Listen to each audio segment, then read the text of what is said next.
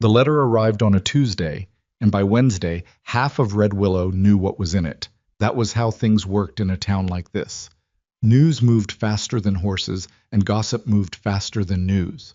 So when Margaret Pruitt, the postmistress and self-appointed moral authority of Red Willow, Montana, held Caleb Whitmore's mail up to the light of her window before slipping it into his box, she didn't consider it snooping.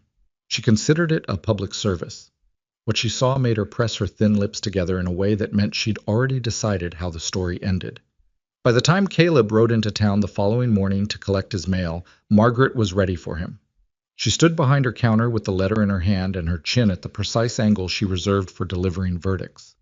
"There's something here from a matrimonial agency in Philadelphia," she said, loud enough for the two men at the general store across the street to hear through the open door. "A woman's written back, says she's accepted." Caleb looked at her for a moment without expression. Then he reached across the counter, took the letter from her hand, not roughly, but with a finality that ended the conversation, and walked out. He didn't open it until he was back on his horse, out of town, with the flat brown land stretching ahead of him and no one watching. The handwriting was careful. Someone who had learned to write properly, who took their time with letters and didn't rush the descenders. He read it once, then he folded it and put it in his breast pocket, and he sat on his horse in the middle of the road for a long moment without moving. He hadn't written to any matrimonial agency. His sister had. Clara Whitmore, Clara Dunbar now, married 8 years and living in Billings with her husband and 4 children, had told him what she was going to do. She had told him clearly, in the kitchen of his ranch house, the previous October while he stood at the stove not looking at her.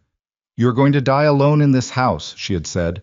"Not from anything dramatic, just from being alone, just from not talking to anybody for years at a time." "I talk to people." "You talk to ranch hands about cattle, and to the general store about supplies." "That's not talking, Caleb. That's transactions." He hadn't answered. "Francis has been gone 6 years, Clara said. Her voice was careful. Not gentle exactly, but careful. The way you are careful around something that might still be sharp. "And Thomas?" He'd put down the ladle he was holding, set it on the edge of the pot with a quiet precision that meant he wanted her to stop. She didn't stop. "I'm not saying you should forget them. I'm not saying any of that. I'm saying you are 41 years old and you are letting your life go by like it's already over, and it isn't, Caleb. It isn't." He had told her no, told her clearly, told her he wasn't interested in a wife arranged through a letter, wasn't interested in starting over, wasn't interested in whatever she thought she was offering him. Clara had nodded and gone home to Billings. And then, apparently she'd written the letter anyway. The woman who had written back was named Evelyn Hartwell, 23 years old, Pennsylvania. She worked as a seamstress. She was, by her own account, practical and capable and unafraid of hard work. She had enclosed a small photograph, the kind taken in a studio, stiff and formal. A young woman in a dark dress sitting very straight, looking at the camera with the expression of someone who had decided to present themselves honestly rather than prettily. It was the expression that made him read the letter a second time. There was something else at the bottom of the page, added in a slightly different ink, as if written separately and then added after the rest was already done. "There is something I must tell you before you make any decision. I have a son. His name is Noah. He is 6 years old. He uses a wheelchair due to an injury he sustained when he was 4. I understand this changes things. I will not pretend otherwise. But I ask that you read the rest of this letter before you decide, and I thank you for your time, regardless of your answer." Caleb read that paragraph 3 times. Then he folded the letter, put it back in his pocket, and rode home. He did not write back to Evelyn Hartwell that week. He told himself he was thinking about it. What he was actually doing was avoiding thinking about it, which is a different thing entirely and requires considerably more effort. He threw himself into the ranch with the kind of intensity that looks like dedication and is actually avoidance. He mended the north fence line that had needed mending since August. He reorganized the feed barn. He rode out to check on the herd 3 times in 4 days when once would have been enough. At night, he sat at the kitchen table with a cup of coffee that went cold and stared at the wall. The ranch house had 15 rooms. He lived in 3 of them. The rest were closed off, had been for years, and he had stopped noticing the closed doors the way you stop noticing an old scar. It's there. It's always there. You just stop looking directly at it. His foreman, a weathered man named Del Granger, who had worked the Whitmore Ranch for 11 years and had learned when to speak and when to keep moving, found him at the fence line on the fourth day and stood beside him for a while without saying anything. Then, "You get some kind of news?" "What makes you ask?" "Because you mended the same section of fence twice, and you've been out here for 3 hours and you're just staring at it now." Caleb looked at the fence. He had, in fact, mended the same post twice. "My sister wrote a matrimonial letter," he said. Del was quiet for a moment. "Clara?" "I don't have another sister." "What'd she do?" "Arranged a bride. Woman from Pennsylvania, 23 years old. She wrote back and accepted, and now apparently I'm a man who's agreed to get married." Del took off his hat and smoothed the brim with 2 fingers, which was something he did when he was thinking about how to say something tactful. "That's not the worst thing Clara's ever done." "There's a child," Caleb said. "A boy, 6 years old. He's in a wheelchair." Del put his hat back on. "What are you going to do?" he said. "I don't know." Which was only partially true. What he knew, standing at that fence in the late afternoon with the light going flat and gold across the plain, was that he couldn't write back with a refusal. He didn't know exactly why that was. It wasn't charity exactly, and it wasn't obligation, and it wasn't Clara's meddling, but something in that letter, in that last paragraph especially, in the bluntness of "I understand this changes things," had made refusal feel like the wrong answer. He wrote back that evening. The letter was short. He told Evelyn Hartwell that he had received her letter and that her son was not a reason for him to decline, and that he would meet her train in Red Willow on the 14th of April if she was still willing to come. He read the letter once after he'd written it, then sealed it before he could change his mind. He told no one except Del about the boy. He didn't tell Del because Del was someone to talk to. He told Del because Del ran the ranch with him and would need to know. Del had received the information with a nod, and the observation that they had a good flat section of ground between the house and the barn that could probably be navigated without much difficulty if they put down boards. Caleb had looked at him. Del had shrugged and gone back to work. Clara wrote him a letter that arrived a week before Evelyn's train was due. It was 3 pages long and full of explanations and reasoning and various forms of justification that he read quickly and set aside. At the bottom of the 3rd page she had written, "I know you're angry at me. I accept that. But you were disappearing, Caleb, and I couldn't watch it anymore. Whatever happens, I love you." He put the letter in the drawer with the others. He did not write back. What he didn't tell Clara, what he hadn't told anyone, was that the thing that made him angry wasn't the presumption of arranging a wife without asking him. He'd been angry about that for about a day. What lingered, what he couldn't find the edge of, was the suspicion that she was right. Not about needing a wife specifically, but about the disappearing. Because he had been. He'd felt it himself, in the way you sometimes feel the weather changing before there's any visible sign, a pressure shift, something in the air. He'd been going quiet in a way that went beyond preference. The ranch hand he'd let go in the fall hadn't been replaced. The invitations from neighbors, the Sundays at the Caldwell place, the occasional dinners in town, he'd declined them all. He'd reduced his life to its smallest possible size, and he told himself that was competence, efficiency, survival. He wasn't sure anymore what it was. The morning of the 14th, he woke before 4 and lay in the dark for an hour before getting up. He dressed without looking at himself in the mirror. He rarely did anymore, not from vanity, but from indifference, and went downstairs and made coffee and stood at the kitchen window while it grew light. Del found him before sunrise. "I'll ride in with you," Del said. "You don't have to." "I know I don't have to." They rode into Willow together. The town was quiet at that hour, just starting to come alive, the smell of bread from the bakery and the low sounds of the livery stable. Caleb tied his horse at the station and stood on the platform with his hands in his coat pockets and waited. Del stood a few feet away and very deliberately looked at everything except Caleb. The train was 11 minutes late. Caleb knew because he'd checked his watch 4 times and done the arithmetic each time, which was a thing he did when he was anxious that he didn't like to admit was a thing he did. When the train finally rolled in and the steam came up around the platform and the doors opened, he watched the passengers come out, and he was scanning for a woman with a suitcase and a child and a wheelchair, and he was trying to organize his face into something that was neither welcome nor rejection, something neutral, something like the careful blankness of a man who hasn't decided yet. And then he saw her. She came out third. She had the suitcase in her right hand, not dragged, carried, because she was stronger than she looked and had learned to be efficient about it. And with her left hand she was guiding a small wooden wheelchair down the step of the train car with the particular focused calm of someone who has done this 100 times and knows every way it can go wrong and has already accounted for all of them. The boy in the chair was small, slight. He had dark hair like his mother, and he was holding a book against his chest with both hands, clutching it the way children hold things they don't want to lose. His eyes were moving across the platform with a watchfulness that Caleb recognized. It wasn't fear exactly, it was assessment. The boy was reading the situation, 6 years old and already reading the situation. Evelyn set the wheelchair down on the platform and positioned it, and then looked up, and her eyes found Caleb with a directness that surprised him. She didn't scan the crowd or hesitate. She looked straight at him as if she'd already decided who he was from the letter, and she walked toward him. She stopped 6 feet away. Mr. Whitmore. Miss Hartwell. Up close she looked younger than 23 but carried herself older. Her coat was clean but showing wear at the cuffs. Her hat was practical rather than decorative.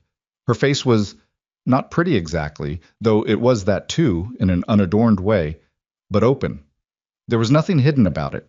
Whatever she felt was on the surface of it, not performed, but simply present. What he saw on the surface of it, right now, was that she was very tired and very frightened, and was containing both of those things with a composure that had clearly cost her something. She said, without preamble, "I know this wasn't what you were told. I know my letter may have arrived too late to change anything, or not late enough to change the right things. I'm not going to ask you to pretend it's simple." She paused. "But I want you to know that I came here to work. I'm not looking for a rescue. And Noah." She glanced back at the boy, who was watching Caleb with that same careful, level gaze. "Noah is not a burden. He is the reason I am still standing." Caleb looked at her. Then he looked at the boy. The boy looked back at him. Neither of them said anything for a moment. Then Noah said, "Are you the rancher?" "I am." "Do you have cattle?" "About 100 head." The boy's eyebrows went up slightly, which Caleb took to mean he was recalibrating some expectation he'd had. "That's a lot," he said. "It is." "Can I see them sometime?" Caleb looked at the boy for a moment. The boy looked back at him with that dark, still gaze, the book still pressed against his chest, waiting. "Probably," Caleb said. He picked up Evelyn's suitcase. He didn't take the wheelchair. Some instinct told him not to, that it would be received wrong. But he picked up the suitcase and started walking, and after a second he heard the sound of the wheelchair on the platform boards behind him, and then Evelyn's footsteps, and then they were moving. Dell appeared from nowhere, as Dell had a way of doing, and fell into step beside Caleb without a word. He glanced once at Evelyn, then at the boy, then at Caleb, and his face said absolutely nothing. They were 3 blocks from the station when it started. Margaret Pruitt was standing in front of the post office with a woman Caleb didn't know, and she stopped talking mid-sentence when she saw them coming. Her eyes went from Caleb to Evelyn to the wheelchair, and her face did the thing it always did. That sequence of recognition and categorization and verdict that happened so fast it probably felt to her like intuition. She let them pass. She said nothing directly.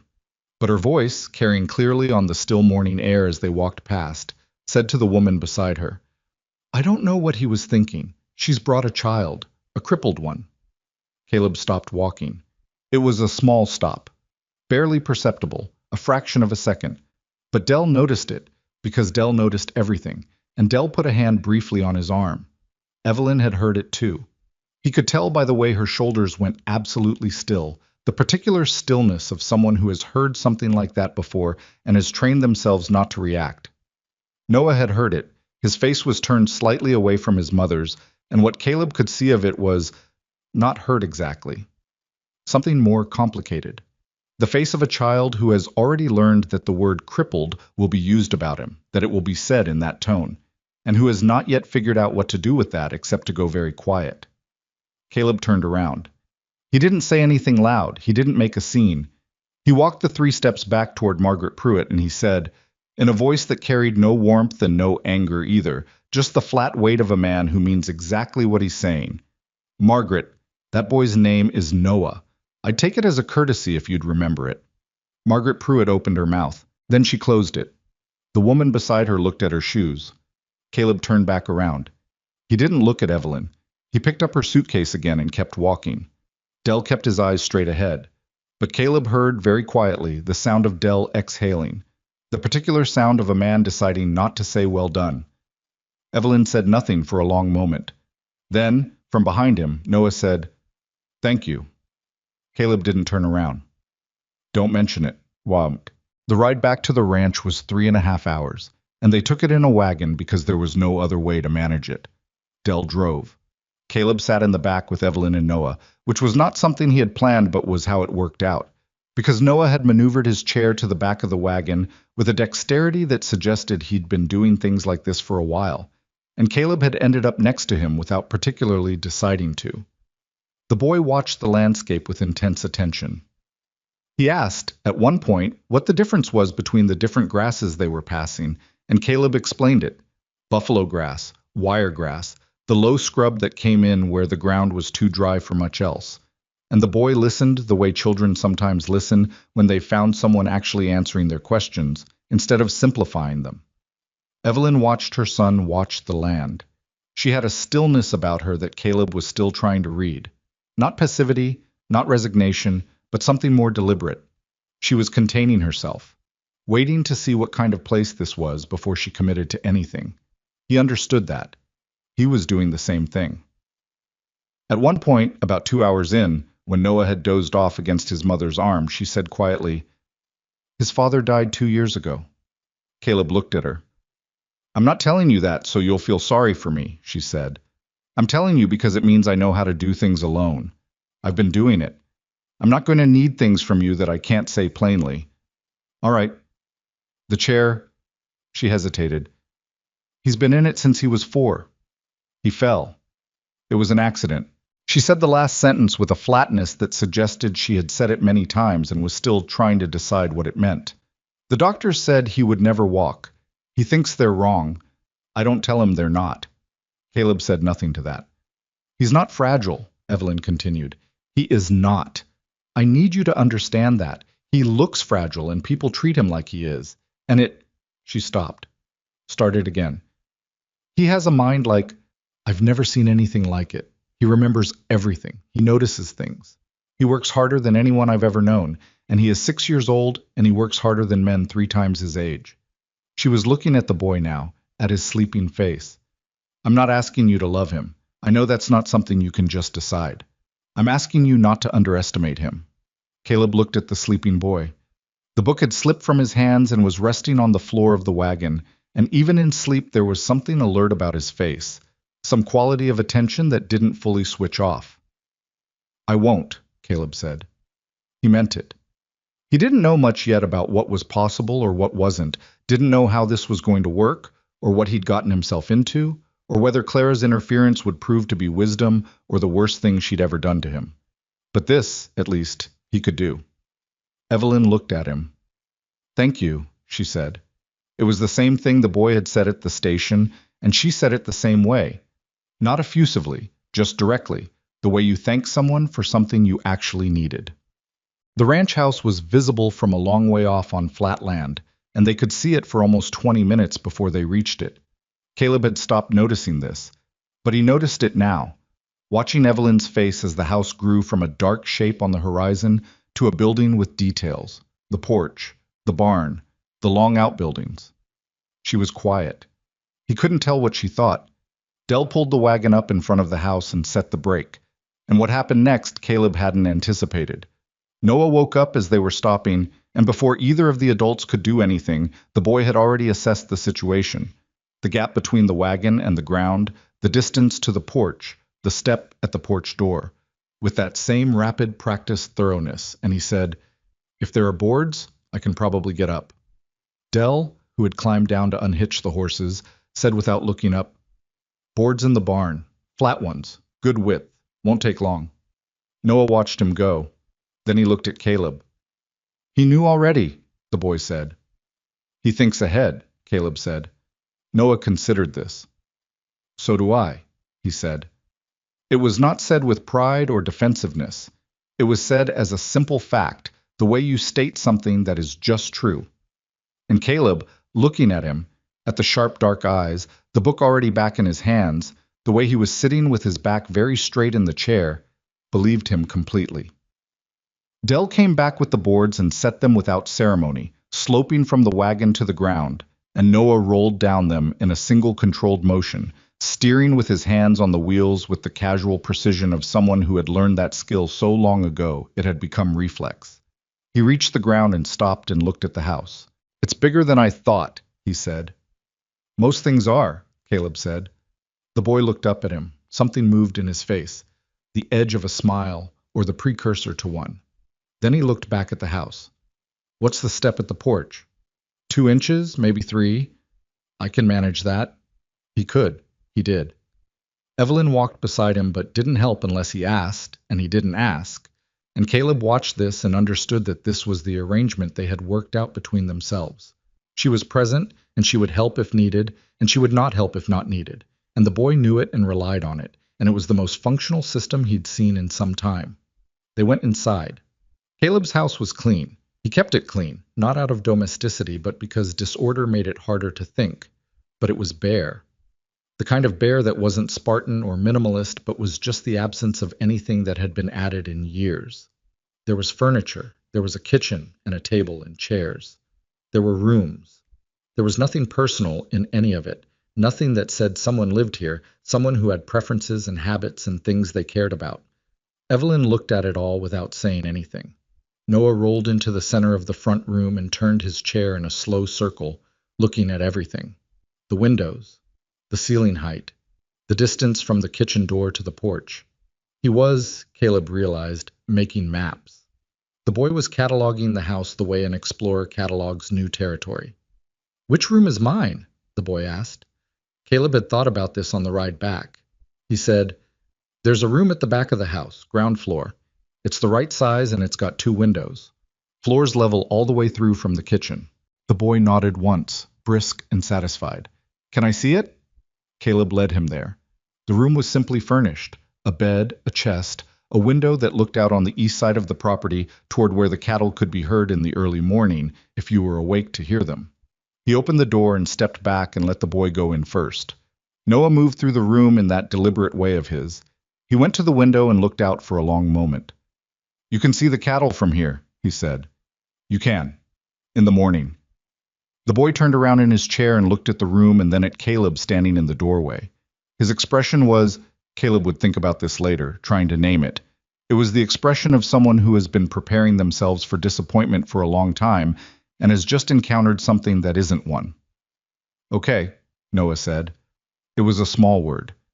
It was also somehow more than that. Evelyn's room was upstairs, which Caleb was in the middle of realizing was a problem, not for any improper reason, but because logistics required some conversation he hadn't planned for. When she came to the foot of the stairs and looked up, and then at him and said simply, "I'm fine with the downstairs room if there's one that's appropriate." "There's one next to Noah's." "That's better anyway." There was no awkwardness in the way she said it. It was a practical woman making a practical decision, and Caleb, who had spent the last hour tensed for some complication he couldn't have named, felt something in his shoulders release slightly. He showed her the room. She set her suitcase down on the floor and looked around and nodded. "Dinner," Caleb said. I can make dinner," she said, "if you show me where things are." He showed her. She moved through his kitchen with the efficiency of someone who cooks in unfamiliar kitchens regularly, who doesn't need things to be exactly right before starting to work. She found what she needed, and she started. And after a while there was the sound of something on the stove and the smell of it, and Caleb sat at the kitchen table with a cup of coffee and watched her work. He hadn't sat at the kitchen table in the evening with someone else in the kitchen in a long time. He wasn't sure how long. Long enough that he couldn't measure it without going to a place he'd rather not go. From the back of the house, very faintly, he could hear Noah. The boy was talking to himself, or reading aloud, it was hard to tell, in a low, intent murmur that was not random. There was a pattern to it, a rhythm. Caleb tilted his head slightly, listening, and realized the boy was describing the room to himself, narrating it, the way children sometimes do when they're trying to understand something new. The ceiling height, the width of the doorway, the direction of the window light. Evelyn glanced toward the hallway. Her expression did the thing it probably always did when she heard her son. Something that had no clean name in English, but was something like "there he is," and something like "I'm still afraid for him," and something like "he's going to be all right," all existing at the same time. "He does that," she said. "Talks through new places. It helps him." I noticed. She looked at Caleb. He looked at her.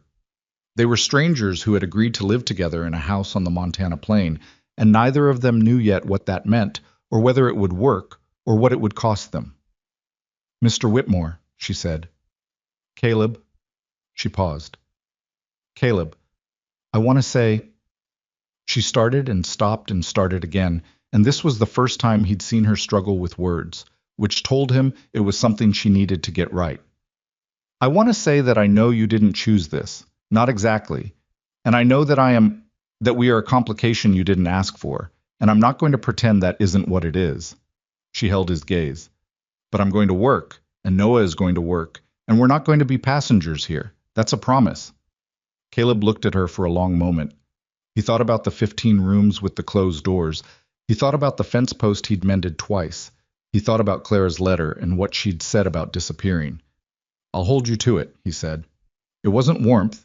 It wasn't welcome exactly. It was the first installment of something that had no name yet, between two people who were not going to make promises they didn't mean, and were not going to perform emotions they didn't feel. Outside, the light was going down over the Montana plain in that particular way it did in April, long and sideways and reddening, the kind of light that made everything look significant, whether it was or not. Somewhere out by the barn, Dell was finishing up and would head back to the bunkhouse for the night. From the back of the house, Noah's voice had gone quiet. Caleb sat at the table and Evelyn cooked, and the house, which had been silent so long he'd stopped hearing the silence, held this new sound. Two people in a kitchen, the ordinary small noise of someone else alive and present. And it didn't feel like what he'd been afraid it would feel like. He didn't know yet what it felt like. But the door at the front of the house was closed and the lamps were lit, and there was food on the stove, and somewhere in the room at the end of the hall, a 6-year-old boy with a book and a wheelchair was learning the measurements of his new room. And Caleb Whitmore, who had been disappearing, was still here. The first morning was the hardest. Not because anything went wrong. Because nothing went wrong. And Caleb didn't know what to do with that. He was up before 4, same as always, moving through the dark kitchen with the muscle memory of a man who had done the same things in the same order for 6 years. Coffee first. Then boots. Then out to the barn before the light came to check on the horses and go through the mental inventory he ran every morning. What needed doing, what couldn't wait, what could be pushed to the end of the week. It was a ritual that had kept him functional through winters that should have broken him, and he held to it the way some men hold to other things. He was on his second cup when he heard movement from the back of the house. Not Evelyn. The sound was lower, wheels on the floorboards, the particular soft roll of Noah's chair moving carefully through an unfamiliar space. Caleb sat very still and listened to the boy navigate from his room to the kitchen doorway, heard the small stop and start of someone who was finding his way in the dark without wanting to ask for help. Then the boy appeared in the kitchen doorway and saw Caleb and didn't startle, which told Caleb something about him. "You're up early," Caleb said. "I always wake up early." Noah maneuvered the chair through the doorway with a slight adjustment that cleared the frame by less than an inch. "My mother doesn't. She sleeps until 6. Sometimes later, if she was up worrying." "Was she up worrying last night?" The boy considered this with the seriousness of someone who takes questions at face value. "Probably. She usually is when we go somewhere new." He stopped the chair near the table, not at it, but near it, as if he hadn't decided yet whether to commit to the kitchen or stay closer to the door. His dark eyes moved around the room, cataloging it again in the morning light, comparing it to whatever map he'd built in his head the night before. "Can I have water?" Caleb got up and poured him a glass and set it on the table. The boy rolled forward and took it and drank half of it in one go. "What time do the cattle come close?" Noah asked. "They don't come close. You go to them." "Can you go to them in a wagon?" "Depends on the ground." "Most of the ground here—" The boy stopped. "I'm sorry. You know the ground better than I do." "Some of it's passable in a wagon," Caleb said. "Some isn't." Noah nodded, storing this information the way he stored everything. Not visibly, but you could tell by the slight settling of his expression that it had gone somewhere it would stay. He finished his water. Then he looked out the kitchen window at the sky, which was just starting to separate from the dark, the first gray edge of morning pressing up from the east. "It's different here," he said. "Different from Pennsylvania. Different from anywhere I've been." He was quiet for a moment. "Flatter. I didn't know it could be that flat. The sky looks bigger." "It is bigger," Caleb said. "Or it seems that way. Not sure it's actually bigger." Noah looked at him. "The sky is the same size everywhere," he said. "It only looks bigger here because there's nothing blocking the edges." Caleb looked at the boy. The boy looked back at him, matter of fact, and then returned to the window. "That's right," Caleb said. He meant it as acknowledgement. Noah seemed to take it as information confirmed, and there was something in that, in the way the boy received agreement as data rather than praise, that told Caleb more about his 6 years than any story Evelyn could have told him. Evelyn was up by 5:30, which Caleb suspected was earlier than usual on account of finding her son already gone from his room. She appeared in the kitchen doorway with her hair not yet fully pinned and her face carrying the particular expression of a mother who has learned not to panic when her child isn't where she left him, but hasn't yet unlearned the first second of fear. She saw Noah at the table and the expression recalibrated instantly. "You could have woken me," she said to him. "You needed sleep." "That's my decision, not yours." "You say that," Noah said, "but then you're tired all day and you don't sleep the next night either." Evelyn looked at her son for a long moment with an expression that was somewhere between exasperated and helpless, and then she looked at Caleb as if registering for the first time that he'd been sitting there for this exchange. A faint color came into her face. "He reasons like this at home too," she said. "I want you to know I didn't teach him to do it." "Where did he learn it?" "I genuinely don't know." She came into the kitchen and Caleb moved to give her access to the stove, and she started without asking, checking what was there, making the coffee that was already made, which she didn't realize until she'd already set the pot on, and then she stood with her hand on the coffee pot and said, "Oh," quietly. "Sit down," Caleb said. "It's already done." She sat. It seemed to take something out of her to do it, to sit in someone else's kitchen and let someone else have already done the thing. But she did it, and he poured her a cup, and for a few minutes the three of them sat at the table in the early quiet, with the light coming up slowly outside, and the sounds of the ranch starting outside the window. Dell arrived at 5:45. He knocked, which he didn't usually do, and Caleb understood this was on account of the changed situation in the house. He called him in. Dell came in, hat in hand, nodded to Evelyn, looked briefly at Noah, and then told Caleb that the Southgate hinge had come loose overnight and needed attention before the cattle shifted. Caleb stood. He looked at Evelyn. "I'll be back by mid-morning." "We'll be fine," she said. He believed her. That was the thing. He believed her without needing to second-guess it, and this surprised him, because trust was not something he distributed without evidence, and she had been in his house for less than 12 hours. He and Dell went out, and the house closed behind them, and Caleb stood for a moment on the porch in the cold morning air and didn't say anything, and Dell didn't say anything either, and then they went to work. Dell waited until they were riding before he spoke. He had a gift for timing, knew when silence was useful and when it was avoidance, and could tell the difference between them. "She seems capable," Dell said. "She is." "The boy is something." "Yes." Dell rode for a while. "Margaret Pruitt's going to be a problem. Margaret Pruitt has always been a problem. More than usual now. She was talking last night. Hadley's wife told me this morning." He paused. "She's saying you took on a crippled child out of pity, and the woman maneuvered you into it. Says you were deceived." Caleb kept his eyes on the plane. "Margaret Pruitt can say whatever she wants." "I know she can. I'm telling you she will." Dell's voice was even, factual. He wasn't making an argument. He was giving information. "You've got neighbors who respect you. Some of them are going to listen to her before they listen to anything else. And Evelyn's going to have to go into town eventually." Caleb said nothing for a moment.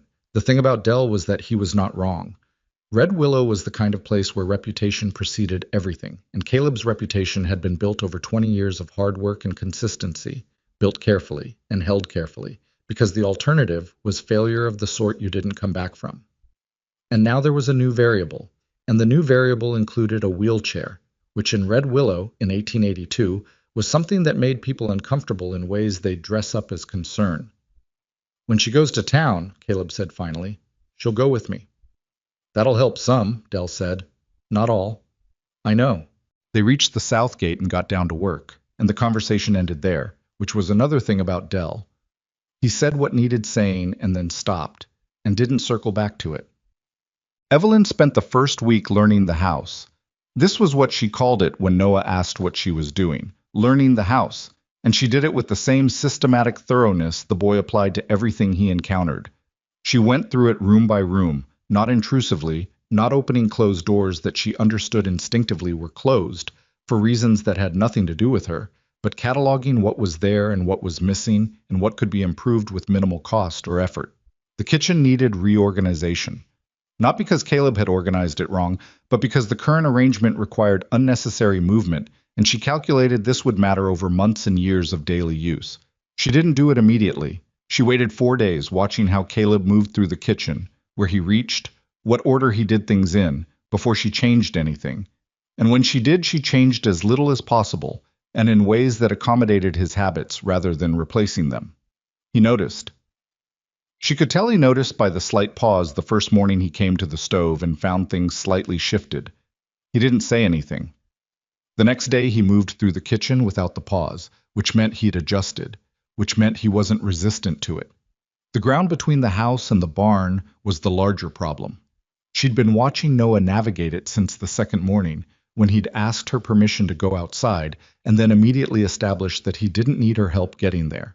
The distance was manageable on flat ground. The problem was that flat ground was precisely what she had between the porch and the barn, or almost flat, the kind of almost that mattered enormously to a small boy in a wheelchair, because 2 inches of uneven frozen ground in November would be impassable, and the barn was where the work was.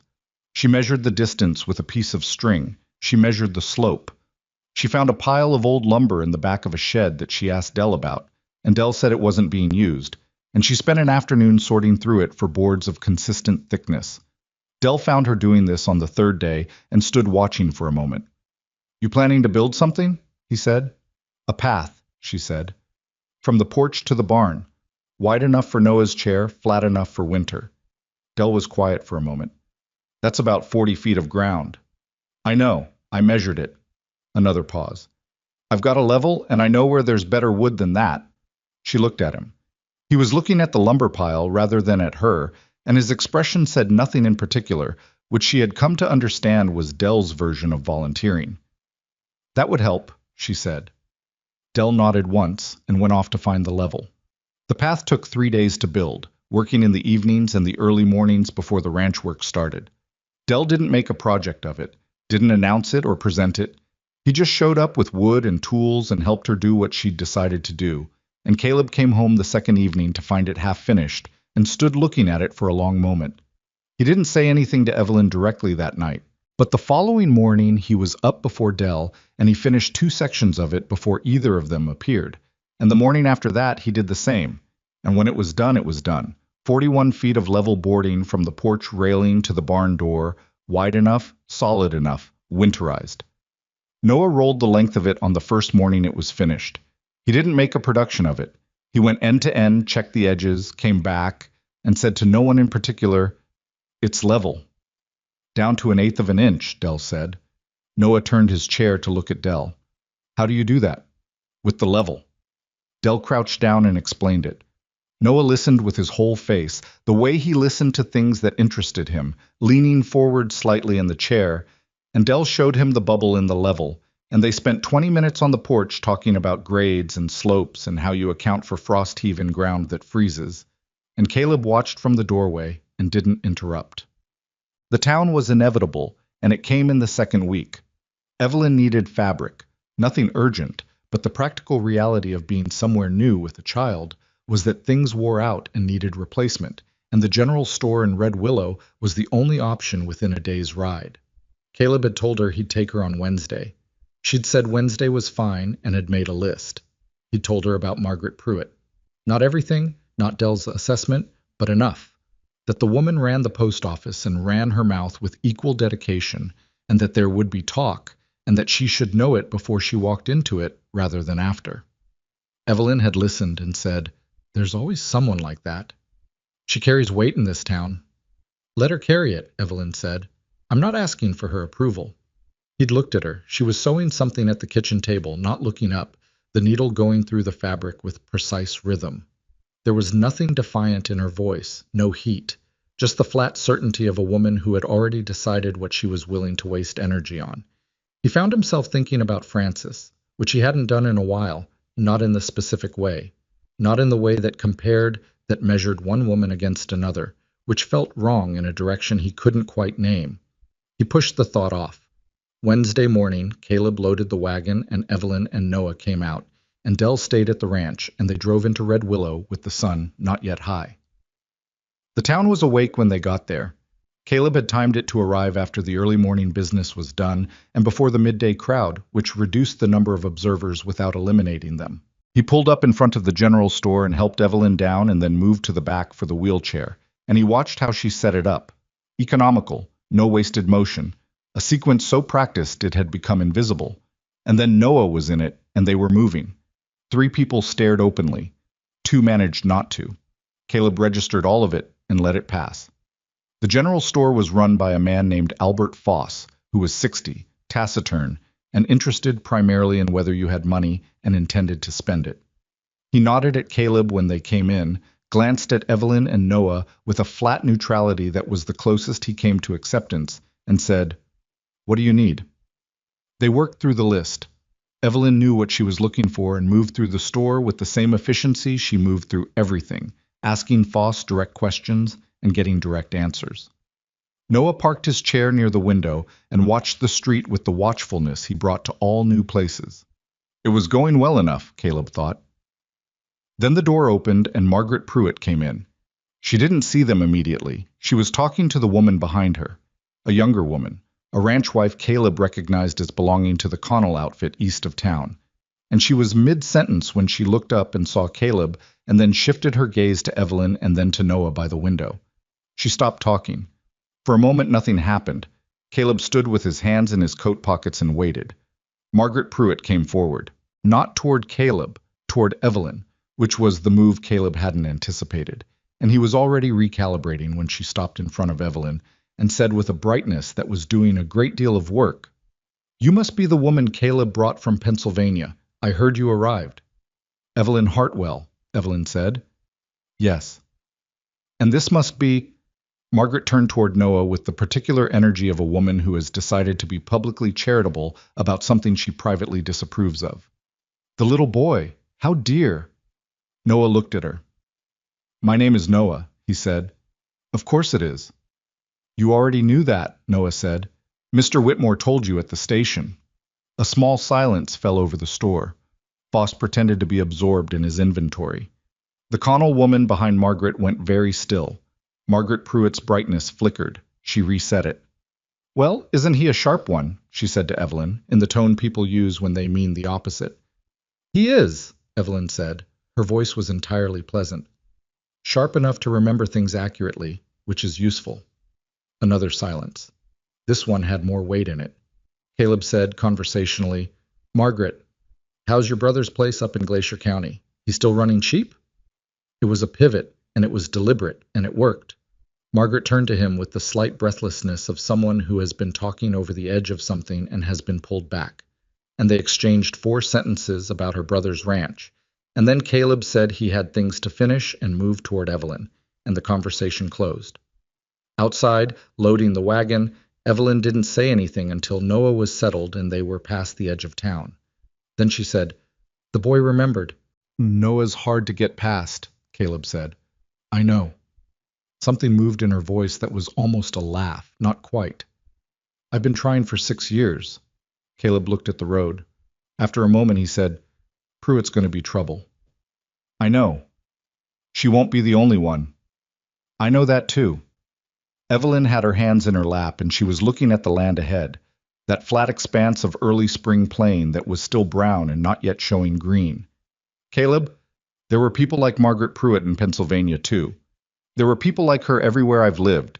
They always know what they've decided about you before they've met you, and nothing you do or don't do changes it, so the only thing to do is keep working." She turned and looked at him. "I didn't come here to make people comfortable. I came here to make a life." He held her gaze for a moment. Then he turned back to the road. Then that's what you'll do, he said. The first sign that the neighbors were watching came 10 days later, when Ezra Caldwell rode up on a Wednesday afternoon. Caldwell ran the biggest spread west of Red Willow. He was 63 years old, slow-moving and deliberate, the kind of man who formed opinions carefully and held them stubbornly once formed. He had known Caleb for 15 years. He had been at Francis's funeral. He had come by twice in the months after, and Caleb had both times failed to be available in ways that were plausible enough that Caldwell hadn't pushed, and eventually the visits had stopped. He rode up to the fence and Caleb met him there, and they talked for a few minutes about nothing: the spring grass, the price of beef, a fence line they shared on the north boundary that needed some attention. Then Caldwell said, without looking directly at Caleb, "Heard you had folks arrive." "I did." "Wife from the east?" "Yes." A pause. "And a boy?" "Yes."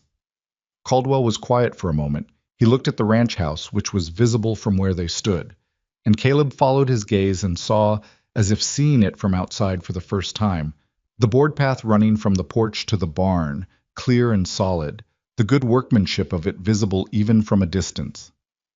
"Margaret Pruitt says you didn't know about the child," Caldwell said. "I knew," Caleb said. Caldwell looked at him. "Letter came. She told me before she arrived." Caleb met the older man's eyes. "I made a decision." Caldwell absorbed this. He looked at the path again. Then he said, "She built that herself?"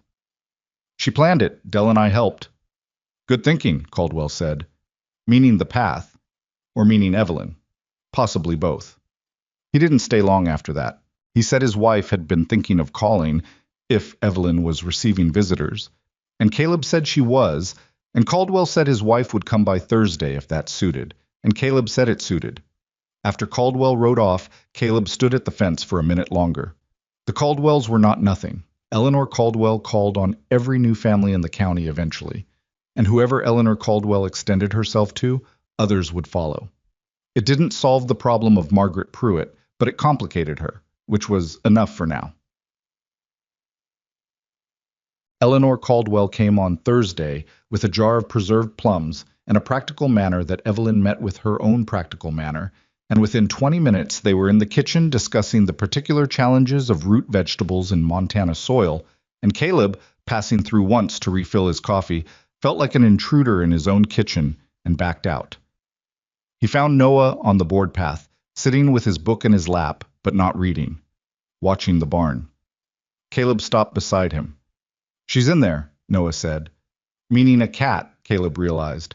One of the barn cats had produced kittens sometime in the last week, and Noah had apparently discovered this. "The tabby," Caleb said. "She brought them out this morning, 4 of them." He paused. "Dell said she does it when she trusts the place enough." Caleb looked at the barn. "Dell talks to you a lot." "He answers questions," Noah said. "That's different from talking." "Is it?" "Yes. Some people talk to you and don't answer anything. Dell doesn't say much, but what he says is an answer." The boy turned his chair slightly. "You're like that too." Caleb said nothing. "My father wasn't," Noah said. "Not with judgment, just fact. He talked a lot. He liked to talk, but he didn't always say things that were true." He was looking at the barn again. "I didn't know that until after he died. You don't always know things about people until after." Caleb looked at the side of the boy's face.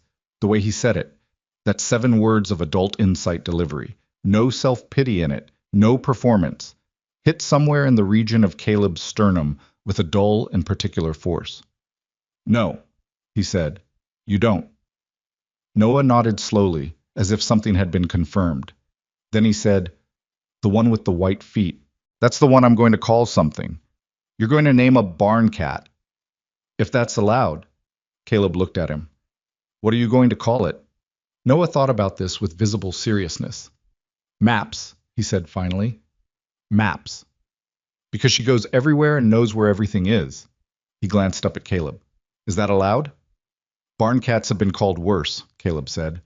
Noah turned back to the barn, satisfied. The afternoon light was coming long and soft across the plain, and somewhere inside the house Eleanor Caldwell was laughing at something Evelyn had said, A sound so ordinary and so unexpected in this house that Caleb had to take a moment with it, stand still and let it settle, the way you let something settle that you weren't ready for.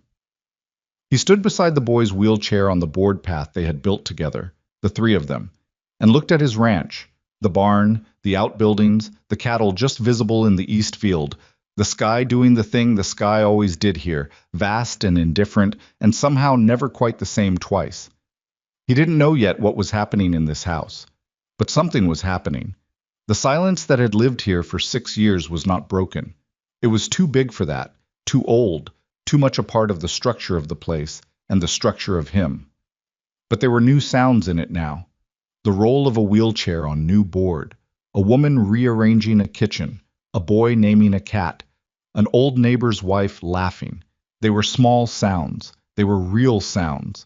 And Caleb Whitmore, standing in the afternoon on his own land, found that he was paying attention to them in a way he hadn't paid attention to anything in a very long time. The cat called Maps had 3 kittens survive to 4 weeks, and Noah had named all 3 of them before Evelyn found out and told him that naming every animal on a working ranch was a practice that would end in heartbreak. Noah had said, reasonably, that the heartbreak would come whether or not the animals had names, and that at least this way they would be distinguished from one another. Evelyn had looked at her son for a long moment and then gone back inside without answering, which Noah had correctly interpreted as a concession. Caleb had heard this exchange from the other side of the barn wall and had stood there for a moment after it ended, not moving, something in the region of his chest doing something he couldn't quite name and didn't try to. He picked up his tools and went back to work. That was May. By June, the days had stretched long and warm, and the ranch had settled into a rhythm that was different from the rhythm it had held for 6 years. Not better, not worse in Caleb's assessment, just different in the way a room is different when a window is open that has been closed a long time. The air moves differently. You notice sounds you'd forgotten to listen for. Evelyn had taken over the kitchen entirely by the 3rd week, not through displacement, but through a kind of practical gravity. She was there first in the morning and last at night, and she cooked in a way that fed the ranch hands without ceremony and without complaint, which was something the ranch hands had noticed and adjusted to without comment. Del had started eating at the house on Tuesdays and Thursdays, which he had never done before. He brought nothing to justify it and offered no explanation, and Evelyn set a place without being asked. The garden was Evelyn's idea. She had found the south-facing wall of the house and told Caleb what she wanted to do with it, and Caleb had looked at the spot she indicated and said the soil there was hard-packed and rocky and would need working before anything would take. She said she understood that. He said it would take most of a spring to get it to the point where it was plantable. She said she'd start now. She did. She worked that ground in the early evenings after the house was settled, kneeling in the dirt with tools she'd found in the shed, and sometimes Noah worked beside her. She had built a low tray that attached to the arms of his chair so he could hold small pots and seedlings without dropping them. And Caleb would come around the side of the house sometimes and find them there, the woman and the boy, working in the dirt in the last light, talking to each other in the low, shorthand way of 2 people who have been each other's primary company for years and have entire conversations with half the words. He never stopped to watch for long, but he stopped. It was Eleanor Caldwell who told him, on a Saturday in early June when she'd come by with her husband and stayed longer than the visit required, while Ezra and Caleb were looking at the north fence line. "She's not happy," Eleanor said. "Margaret Pruitt. She's been talking." Caleb waited. "She's telling people the woman manipulated you, that she hid the child's condition until it was too late to refuse her." Eleanor spoke plainly, without embellishment, because that was how she dealt with unpleasant things. "She's also saying the boy is a drain on resources, and that any enterprise that depends on a sick child is unstable." "He's not sick," Caleb said. "I know that. You know that. Margaret Pruitt is using the words she thinks will land." "What does she want?" Eleanor was quiet for a moment. "I don't think she wants anything specific. I think she decided when she saw them at the station what she was going to think, and she's been building a case for it ever since." She looked at the ranch house, visible down the hill. "She's been to the Donahues and the Hellers. I don't know who else." Caleb thought about the Donahues. Tom Donahue shared water rights with Caleb on the creek that ran the property line, a shared arrangement that worked because both men had always been straightforward with each other. If Margaret Pruitt got to Donahue before Caleb did, The water arrangement became a different kind of conversation. Thank you, he said to Eleanor. I'm telling you because Evelyn deserves to know the ground she's standing on, Eleanor said. Not because I think she can't stand on it. I think she can. But you don't go into a storm without knowing there's one coming. He told Evelyn that evening, after Noah was in bed. They sat at the kitchen table with coffee going cold between them, and he told her plainly what Eleanor had said, the same way Eleanor had told him. Evelyn listened without interrupting. When he was done, she was quiet for a moment. Then she said, The water. What about it? You said you share the creek with the Donahues. If she's gotten to them. I'll go see Tom tomorrow, Caleb said. That's not what I mean. She looked at the table, then at him.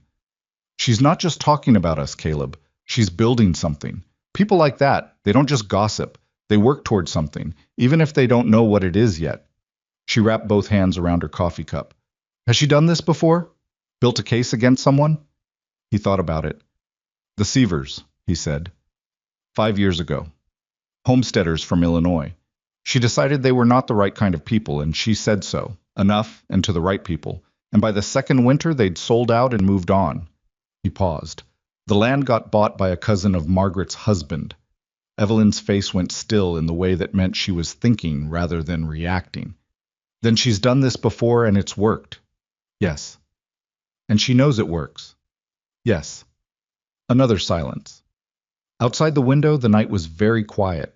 The particular quiet of Montana plains in early summer, which was a quiet that had weight and direction, that came from miles of open ground in every direction and nothing to interrupt it. What are you going to do? Evelyn said. He noticed she said you, not we. She was still measuring, still calibrating how much of this was hers to share and how much was his to carry, and the precision of that, the care she took not to assume, did something to him. Go see Tom Donahue tomorrow, Caleb said. Then go see the Hellers. Get there before she does where I can, and in the places I can't. He stopped. I don't have a clean answer for that. Neither do I, Evelyn said. But I think the answer is time, not words. Time. She looked at him. We keep working. We don't try to argue with whatever she's saying. We just keep working and let what's true be visible. It was the same thing she'd told him that first day in the wagon. I came here to work. He'd heard it then as an assurance. Now he heard it as strategy. That's a slower answer, he said. I know. She looked down at her coffee. I've never had a fast one. I went to see Tom Donahue the next morning, alone, early, before the heat of the day settled in. Donahue was in his yard when Caleb rode up, working on a piece of equipment with the focused grimness of a man who knows the piece of equipment is going to win eventually. He looked up when Caleb arrived. Something moved across his face, a flicker of something that was either guilt or preemptive defensiveness, and Caleb read it clearly and took note. So Margaret had been here, or her words had. They shook hands. They talked about the equipment for a minute because that's what you did. Then Caleb said, I want to make sure we're still clear on the creek arrangement. Donahue was quiet for a beat too long. It's a good arrangement, he said. Has been. I want it to stay that way. I'm not looking to change anything, Caleb. I know you're not. Caleb held his gaze. But I want you to know from me directly that everything at my place is in order, that the arrangement is solid, and I intend to hold up my end the same as I always have. He paused. Whatever else you've heard. Donahue looked at him. He was a decent man, Tom Donahue. Not a complicated one, not particularly imaginative, but decent. Caleb had known him long enough to know that he was susceptible to suggestion the way an honest man is susceptible to it. Not through malice, but because he didn't trust his own suspicions enough to push back on them when someone else stated them confidently. I haven't heard anything that changes how I see you, Donahue said carefully. Good. Caleb picked up his reins. Send Helen my regards, and tell her Evelyn said she'd be glad to meet her when it suits. He rode out before Donahue could say anything else. It wasn't perfect. Nothing about that conversation was satisfying, but it had planted something, and sometimes that was the only tool available. The Hellers he saw 2 days later, and the conversation went more easily because Ruth Heller had already come to her own conclusions about Margaret Pruitt independent of anything to do with Caleb, and her conclusions were not charitable, and she expressed them with a directness that made Caleb feel marginally better about the general state of human judgment. July came in hot, and the cattle needed moving to higher ground, and the ranch ran at the kind of sustained intensity that left no space for anything else. Caleb was out before dawn and back after dark, and the work between those 2 points was the kind of physical work that simplified you, reduced you to body and task, and the next thing that needed doing, which was the thing Caleb had always valued about it, the way it replaced thought with necessity. He came in one evening in the third week of July to find Noah at the kitchen table with a piece of paper covered in numbers. Evelyn was at the stove. She said, "He's been at that for 3 hours." Caleb looked at the paper. It took him a moment to understand what he was seeing, and then he sat down across from the boy and looked more carefully. Noah had drawn a rough map of the ranch. It wasn't a child's drawing. It had scale to it, or something close to scale. The proportions between the buildings and the field distances approximated with a precision that shouldn't have been possible from observation alone. Around the map were columns of numbers. "What are these?" Caleb said. "Water usage," Noah said without looking up. "For each section." He pointed to a column. "The cattle in the south field are using more per head than the ones in the east section. The east section has more natural coverage, shade, windbreak, so they're not losing as much to heat." He looked up. "If you move the larger group from the south field to the higher ground near the ridge, they'll lose less water and you won't have to bring as much by wagon." Caleb looked at the numbers. He looked at the map. He looked at the boy, who was 6 years old and had been on this ranch for less than 4 months. "How do you know the east section has more natural coverage?" he said. "I asked Dell," Noah said. "I asked him to describe each section to me because I can't get to all of them." He said this without self-pity, the same way he said everything, as information. He said the east section has cottonwoods along the northern edge and a rock formation on the west side. I calculated the shade coverage based on the time of day the sun moves across. I might be off. I don't know the exact height of the cottonwoods. 35 feet, Caleb said slowly. Noah made an adjustment to a number in the column. "Then I'm probably close," he said. Caleb sat with that for a moment. Evelyn had gone still at the stove in the way she went still when she was watching without wanting to be caught watching. "You're right about the south field," Caleb said. "I was going to move them next week anyway." Noah nodded as if this confirmed his calculation, which it did, and went back to his paper. Caleb sat at the table for another minute without moving. He didn't have words for what was in him right then. Something that was not quite pride, because the boy wasn't his to be proud of, or wasn't yet, or the terms of it were still unclear, but something adjacent to it. Something that recognized what it was looking at and responded. He got up and washed his hands at the sink and said to Evelyn, "That smells good." "Rabbit stew," she said. "Dell brought it this morning." "Dell hunts now?" "Dell hunts, apparently." She was smiling slightly, not showing it fully. Noah asked him if there was a way to get meat without it being from the herd, and Dell went out the next day. Caleb looked at the back of her head, the neat coil of her hair and the set of her shoulders, and thought, Dell has not gone hunting in 4 years. He knew this because Dell had mentioned it once, offhandedly, the way men mention things they don't want to make significant. Something had happened out hunting 4 years ago that Dell had not specified and Caleb had not asked about, and Dell had not gone since. He had gone, apparently, because a 6-year-old boy asked him if there was a way to get meat. "Huh," Caleb said. "Yes," Evelyn said, in a tone that meant she'd had the same thought. August arrived, and with it, the trouble that Eleanor Caldwell had seen coming. It didn't arrive the way Caleb expected. He'd been waiting for something direct. A confrontation, a complaint, a visit from Tom Donahue with a problem that turned out to have Margaret Pruitt's handwriting on it. What arrived instead was a letter. The letter was from the county land assessor's office in Billings, informing Caleb that a formal review had been filed requesting reassessment of the Whitmore Ranch's eastern boundary. The reason cited was a complaint about improper use of shared water access along the creek boundary with the Donahue property. Caleb read it twice. Then he sat down with it. The thing about the eastern boundary was that it had been established 22 years ago, surveyed and recorded, and there had never been a dispute about it in all that time because it was where it was and everyone with eyes could see where it was. What this letter was suggesting, that the boundary was somehow improperly placed relative to the creek access, was not based on any fact that Caleb knew. But it didn't need to be based on fact. It needed only to be filed and to require a response, and to generate enough doubt that the people who were already uncertain would tip toward caution, which in a community like Red Willow meant keeping their distance until the thing resolved. He showed the letter to Evelyn that evening. She read it and set it down and said, "Who filed it?" "The assessor won't say yet. Anonymous complaint." She said nothing for a moment, then, "It's not about the boundary." "No.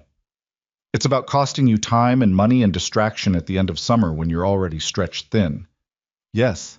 Evelyn put her hands flat on the table. "You need a lawyer. The nearest one is in Billings." "Then you write to him tonight."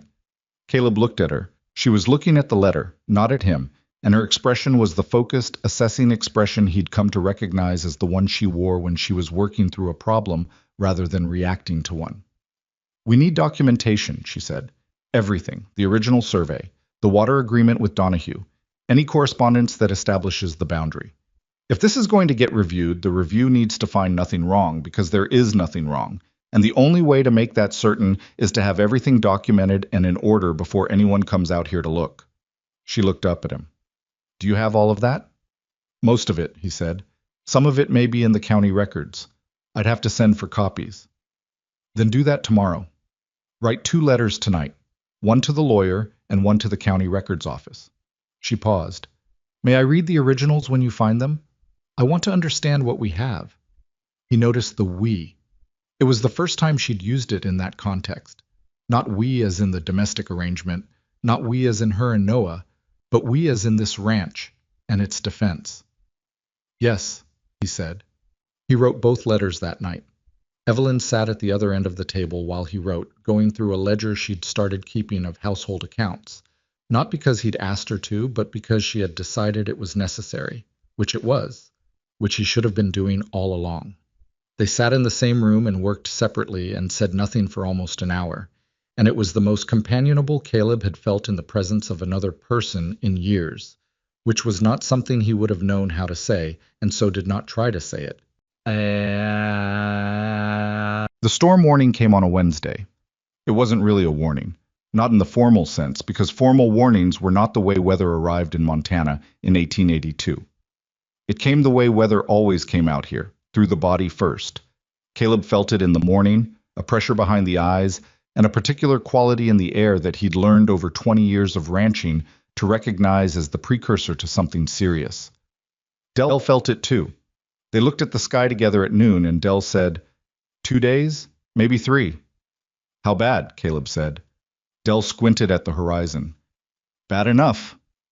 They spent the rest of Wednesday and all of Thursday in preparation, moving the cattle to the lower fields, where there was better windbreak, securing the barn roof that had a weak section on the north end, laying in what they needed if the house got snowed in for a stretch. Caleb had done this preparation enough times that it was procedural, but procedure didn't mean it was not also exhausting, and by Thursday evening he was running on the particular fuel that comes from knowing you're not done yet, and sleep isn't an option.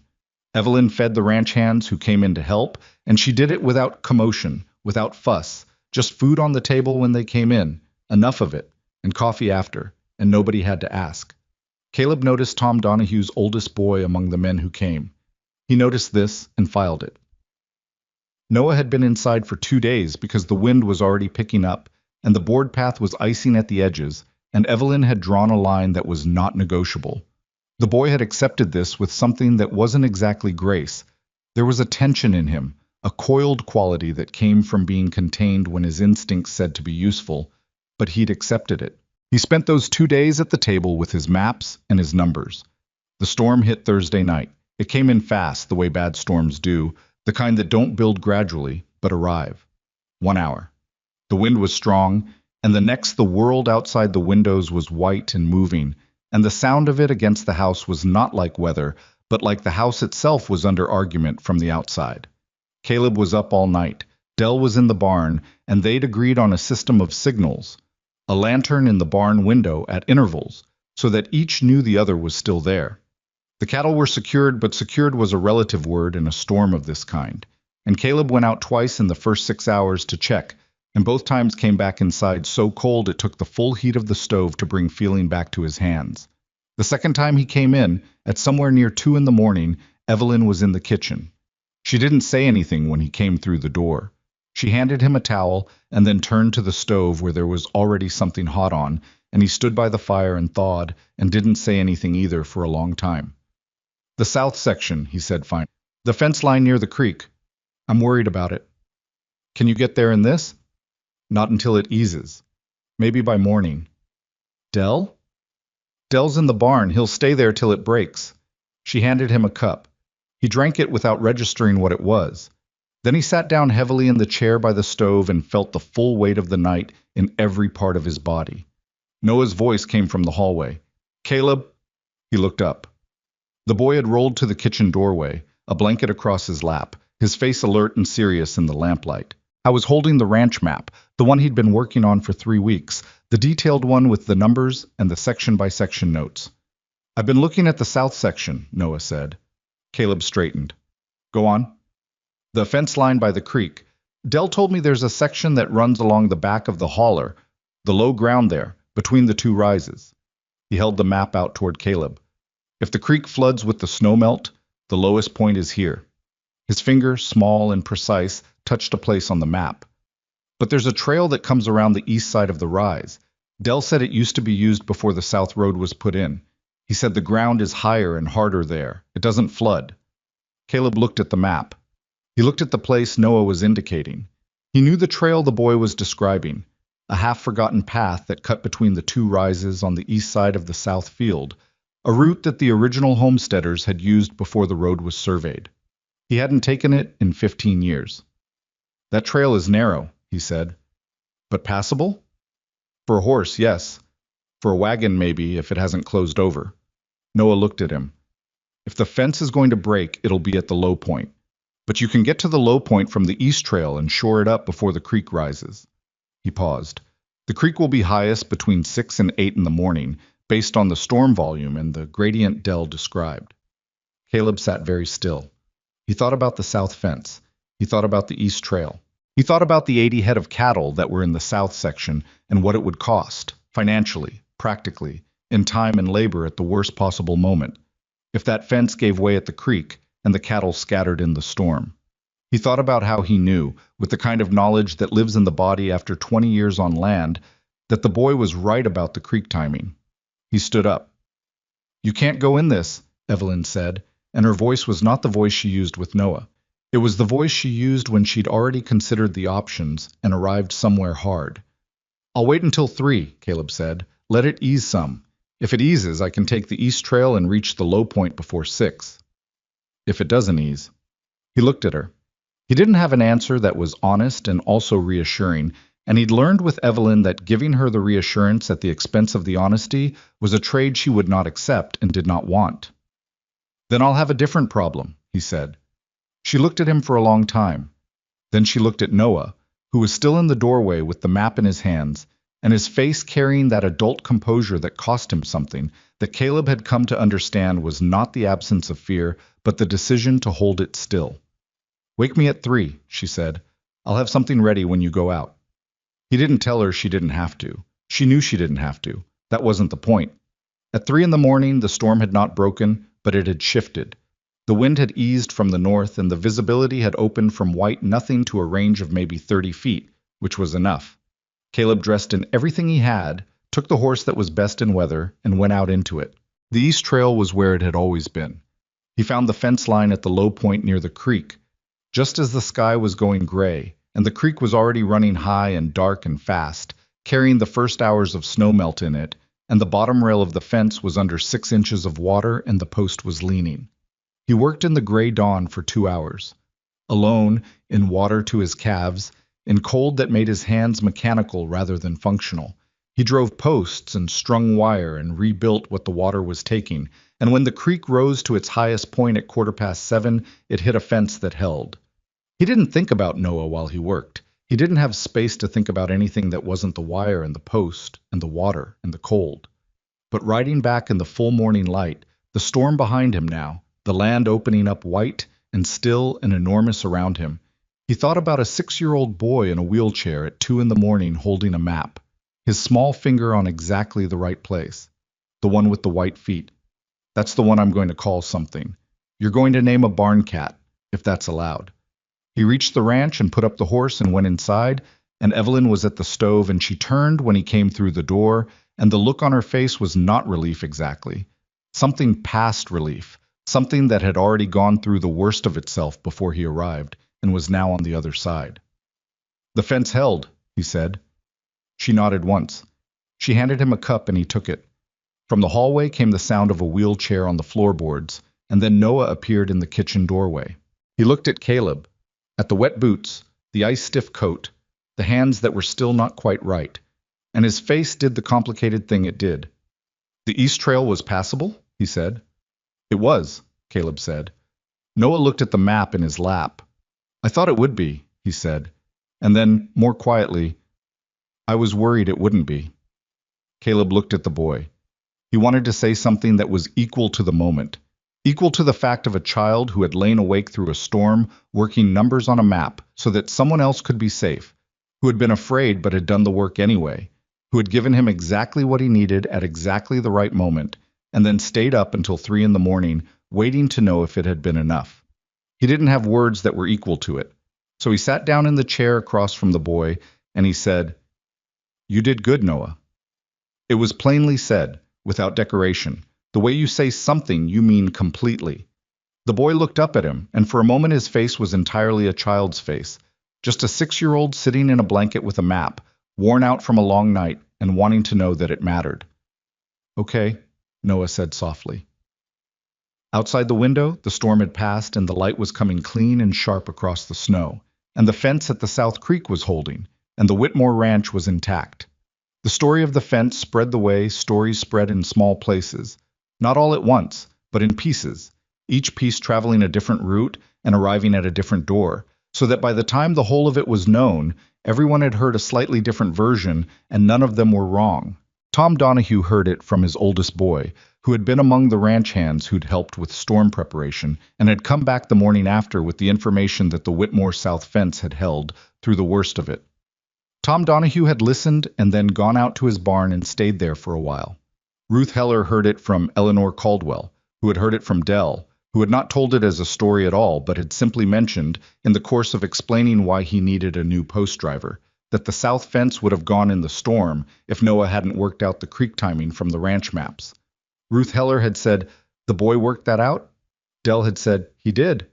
And Ruth Heller, who was a practical woman with 4 grown sons and no patience for sentiment that wasn't earned, had said nothing further. But the next Sunday she sent her husband over with a side of pork and a jar of apple butter. And when Evelyn opened the door and saw what he was carrying, she understood exactly what it was. Not charity, not pity, but the particular currency of frontier communities when they've decided someone is real. Margaret Pruitt heard it too, eventually. Nobody told her directly. She heard it the way people hear things they don't want to hear, in pieces, sideways, never getting the full version because nobody brought it to her because nobody thought to bring her anything anymore. She had gone quiet on the subject of the Whitmore Ranch. Quiet was not the same as done, but it was a different kind of problem, and Caleb recognized the difference. The lawyer's name was Gerald Fitch, and he arrived from Billings on a Thursday in September, 3 weeks after Caleb's letter, which Caleb had not expected to work that quickly. Fitch was 40-something, compact, with the manner of a man who billed by the hour and was therefore disinclined to waste words. He came in, sat at the kitchen table with the documents Caleb had assembled, and went through them with the systematic attention of someone who did this regularly and had learned to read what mattered. Evelyn sat at the table too. She had asked, the night before, if she could be present, and Caleb had said yes without hesitation, and she had heard the lack of hesitation, and something in her face had shifted slightly. Fitch looked at the original survey. He looked at the water agreement. He looked at the boundary correspondence and the county records Caleb had sent for. He made notes in a small book. Then he looked up. "Whoever filed the complaint filed it without basis," he said. "The boundary is where it's recorded. The water access is properly documented. There's nothing here that constitutes a legitimate grievance." He paused. "The question is whether this is ignorance or intention." "Intention," Caleb said. Fitch looked at him. "You know who filed it?" "I have a strong suspicion." "Can you demonstrate it?" "Not directly." Fitch made another note. "The assessment review will find nothing wrong, which means the complaint gets dismissed. That's the clean outcome." He set down his pen. The less clean outcome is that whoever filed it does it again, or finds something adjacent to do, because the goal wasn't to win the complaint. It was to cost you time and resources in standing. I know, Caleb said. Then you want to make that more expensive for them than it is for you. Fitch looked at the document. The best protection you have is exactly this: clean documentation, clearly maintained, readily produced. If every time someone fires a complaint at you, you can respond with this quality of record, the complaints become their cost, not yours. He closed his folder. Keep doing what you're doing. Add to it. Document the water usage, the boundary maintenance, the fence repairs. Date everything. He looked at Evelyn. You keep the household accounts? I do, she said. Add the ranch accounts to that if they're not already there. A unified record of operations is harder to attack piecemeal than separate documents. He paused. I'm telling you this because the complaint will be dismissed, but dismissed doesn't mean finished. Whoever this is, they're patient. Patient people don't stop at one move. After Fitch left, Caleb sat at the table with the documents still spread across it. Evelyn was clearing the coffee things, and she moved around the table without disturbing the papers, navigating the way she always navigated the house, with awareness of what was already there, what not to touch. He's right, she said. I know he is. We should start the ranch ledger tonight. She said we the same way she'd said it before, plainly, without weight, as if it had always been the natural word. I want to do the water measurements from the creek separately, date every reading. That's a lot of work, Caleb said. She looked at him with the expression she used when she felt a statement didn't quite deserve a response. So is losing a water right, she said. He looked at her. She was right, and they both knew it, and it didn't need more than that. Tonight, he agreed. At us. Noah had a bad week in September. It began with a fall. Not a dramatic one, not the kind that causes visible injury, but the kind that matters more because it doesn't. He had been trying to reach a shelf in his room that was 6 inches beyond his range from the chair, and he had leaned for it, and the chair had shifted, and he'd gone sideways and caught himself on one hand but landed hard on his shoulder. He didn't call out. Evelyn found him on the floor 10 minutes later, already in the process of getting himself back into the chair, with the methodical grimness of someone who has done this before and is angry that he has to do it again. She helped him without making anything of it, silently, efficiently, the way she did things when she knew that words would make it worse. And afterward he sat in his chair and looked out the window for a long time and didn't speak. He was quiet for 3 days. Not completely silent. He answered questions. He ate. He worked on his maps at the table. But the particular quality of his attention had withdrawn to somewhere interior that Evelyn recognized and Caleb was learning to recognize. The place the boy went when the gap between what he wanted to do and what his body permitted had become too visible to process. Caleb said nothing about it for 2 days. He was not good at this. He knew he was not good at it, had never been good at the particular skill of talking to people who needed to be talked to, had watched Francis handle it effortlessly in their years together, and had understood even then that it was a skill he lacked rather than that it wasn't needed. He defaulted to presence over speech. He stayed in the same rooms, worked at the same table, went about the ordinary business of the ranch with Noah in proximity, which was the most he knew how to offer.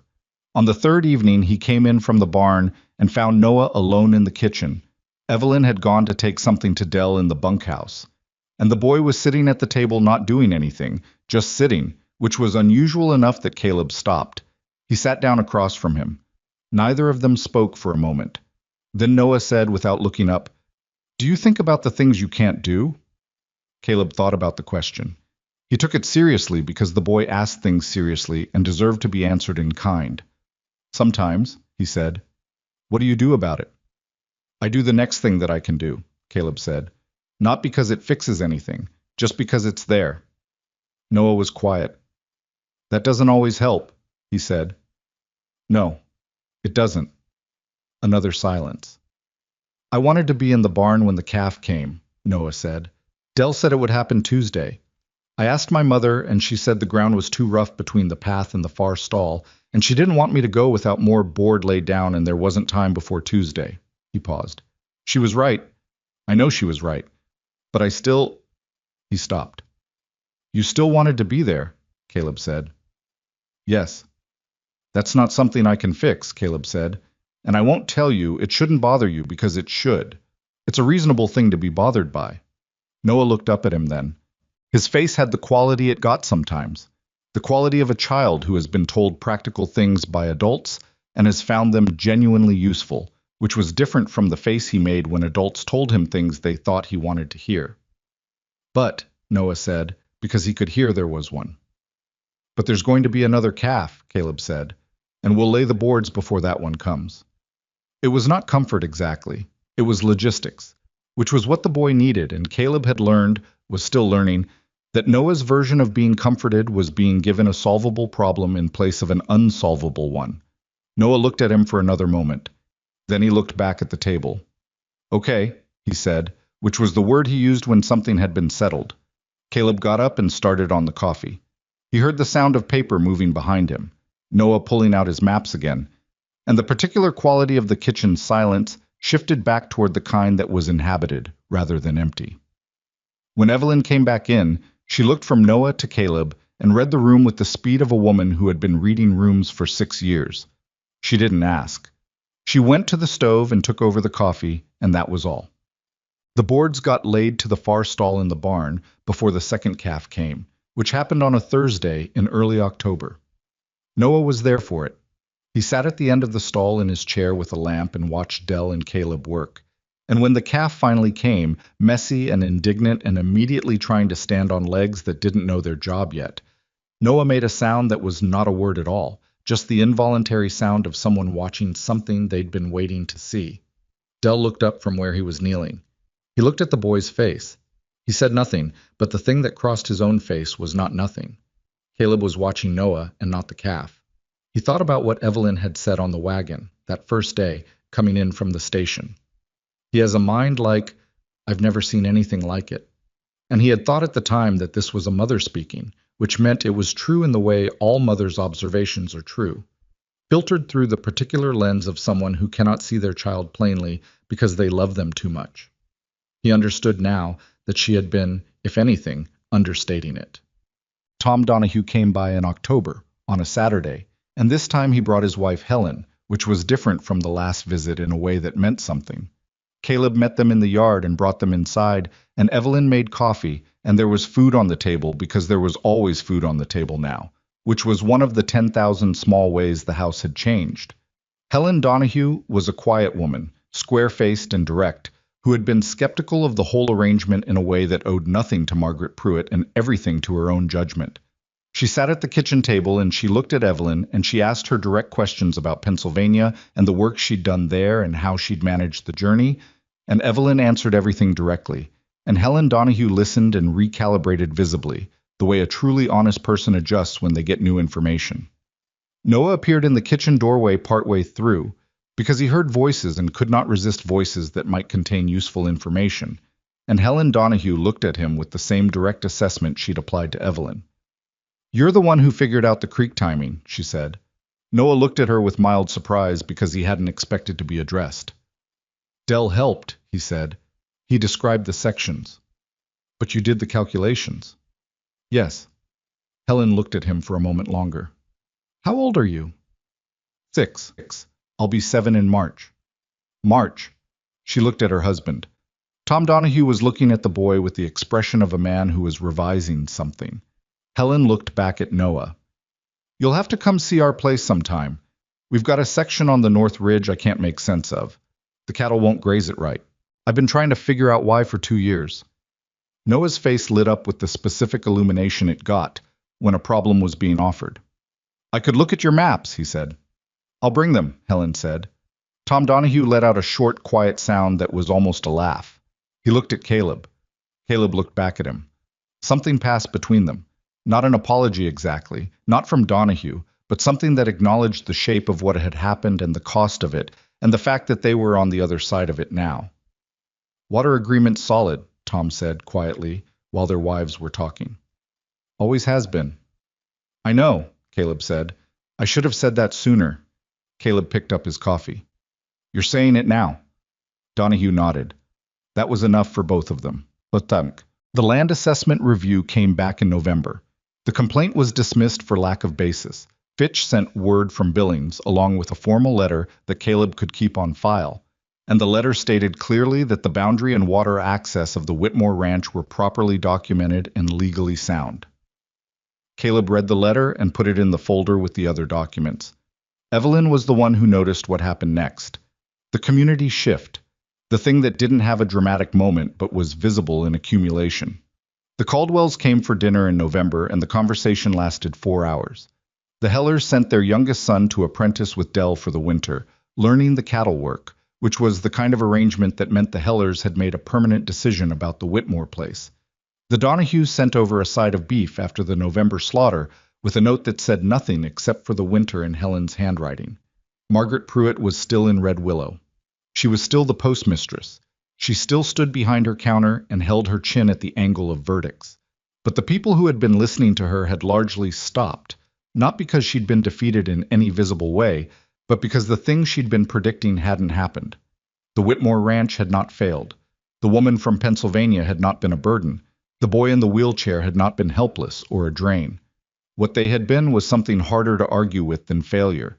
They had been present and consistent and useful, and month by month that had added up to something that Margaret Pruitt's commentary couldn't touch.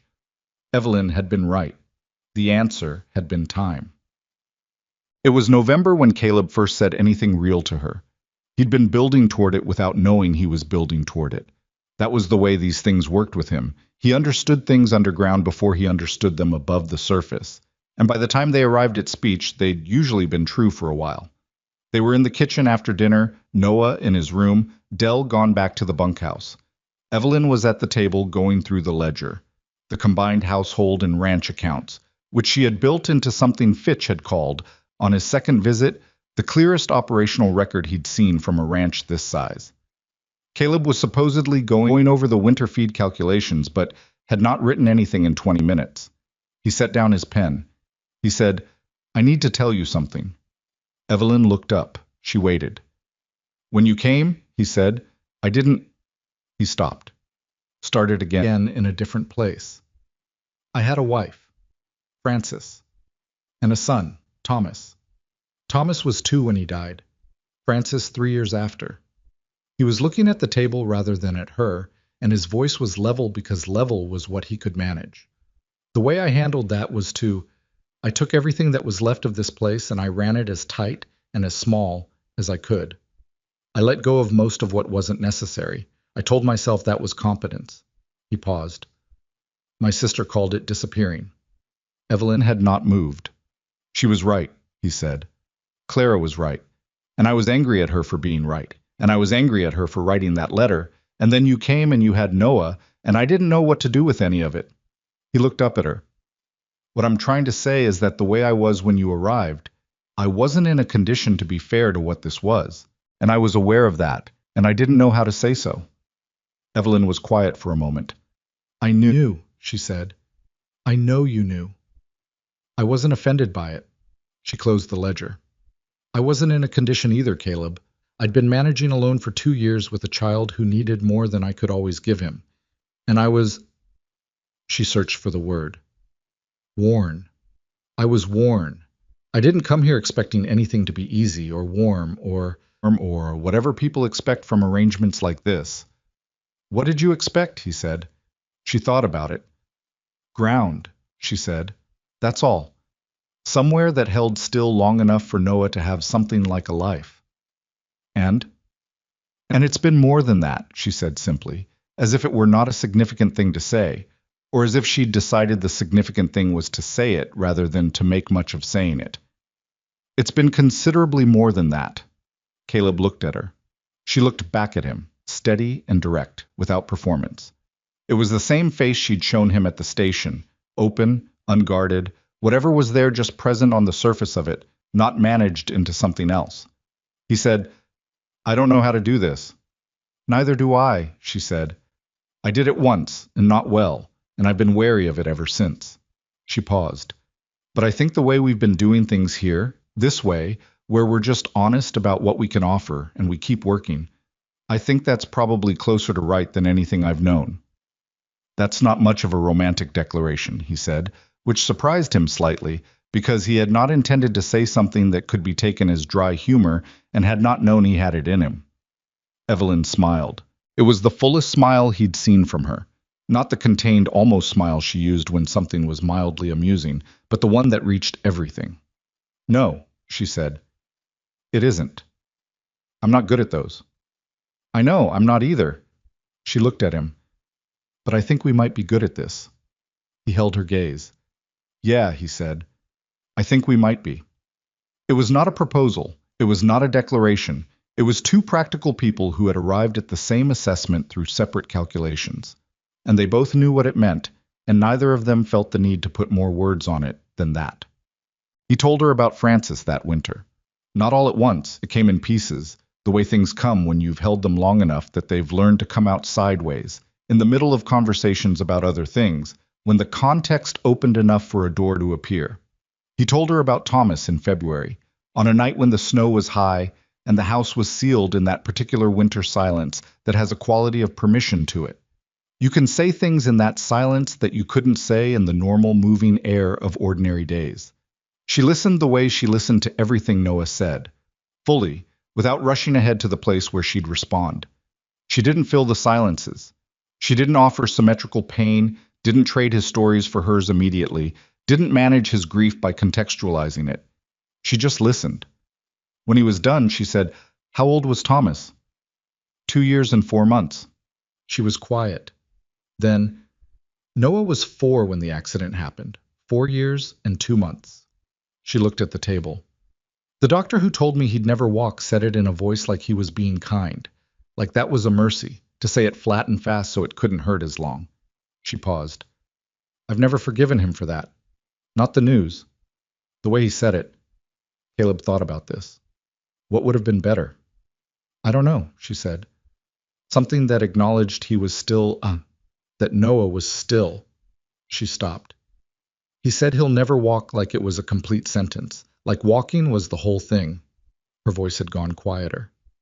That's not the whole thing. No, Caleb said. It isn't.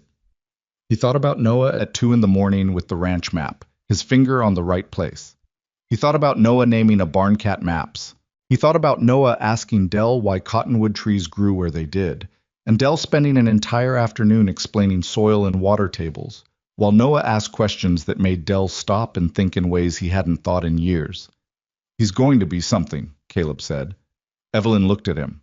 Her eyes were bright in that particular way that was not quite tears, that was something before or behind tears, the compressed version. He already is, she said. I know, Caleb said. I mean, he's going to be something more, out in the world, where people can see it.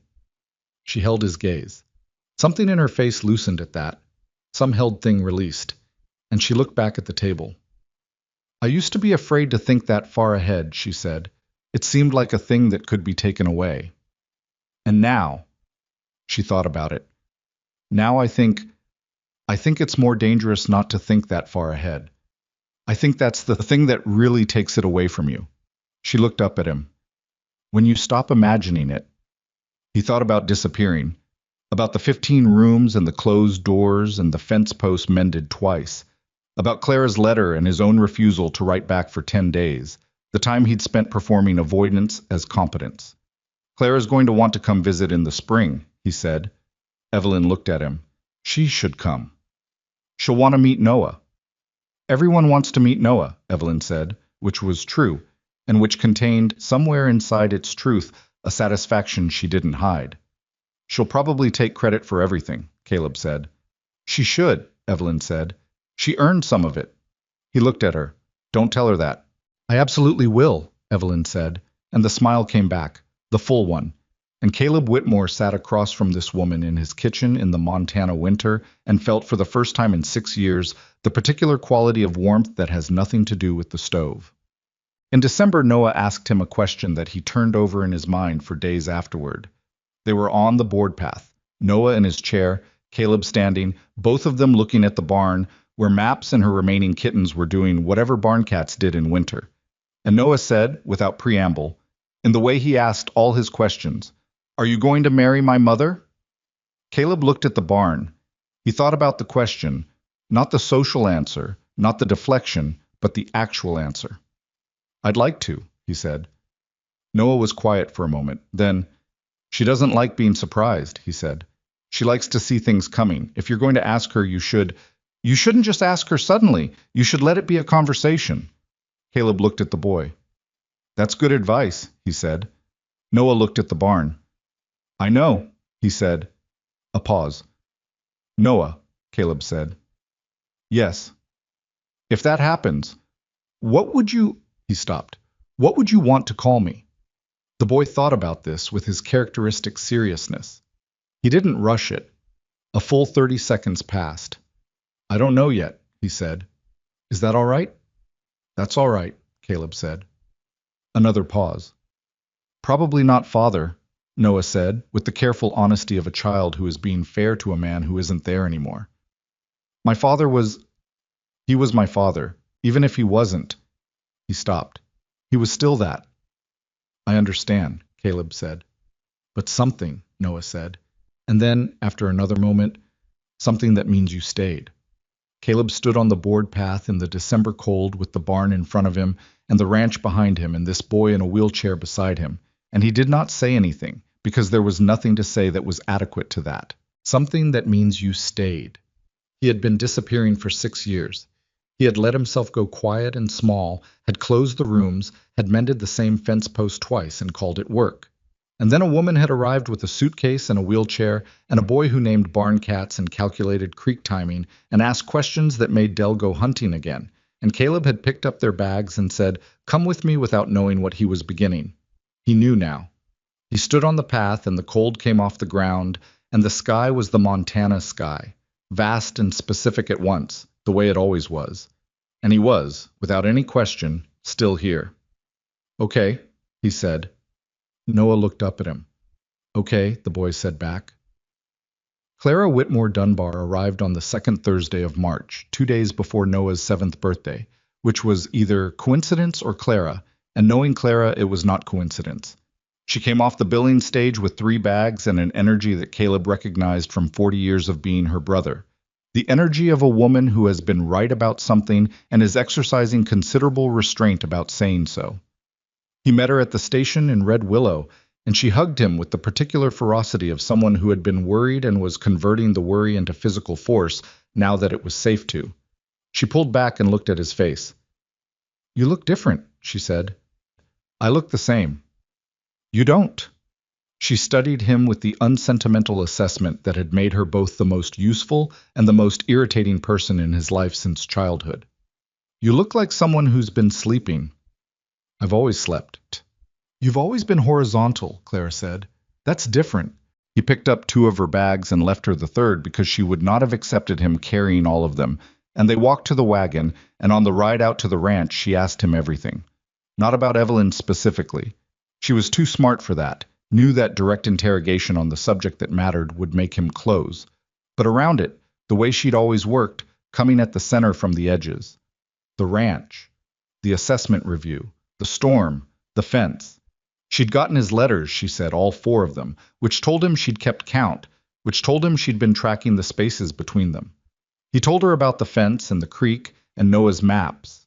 He told it plainly, without decoration, the way he told most things, and he watched Clara's face as he talked. She didn't say anything for a long moment after he finished. Then she said, He's 7. Birthday's Saturday. And he calculated the creek timing from conversations with your foreman. And from the ranch maps. Yes. Clara looked at the road ahead.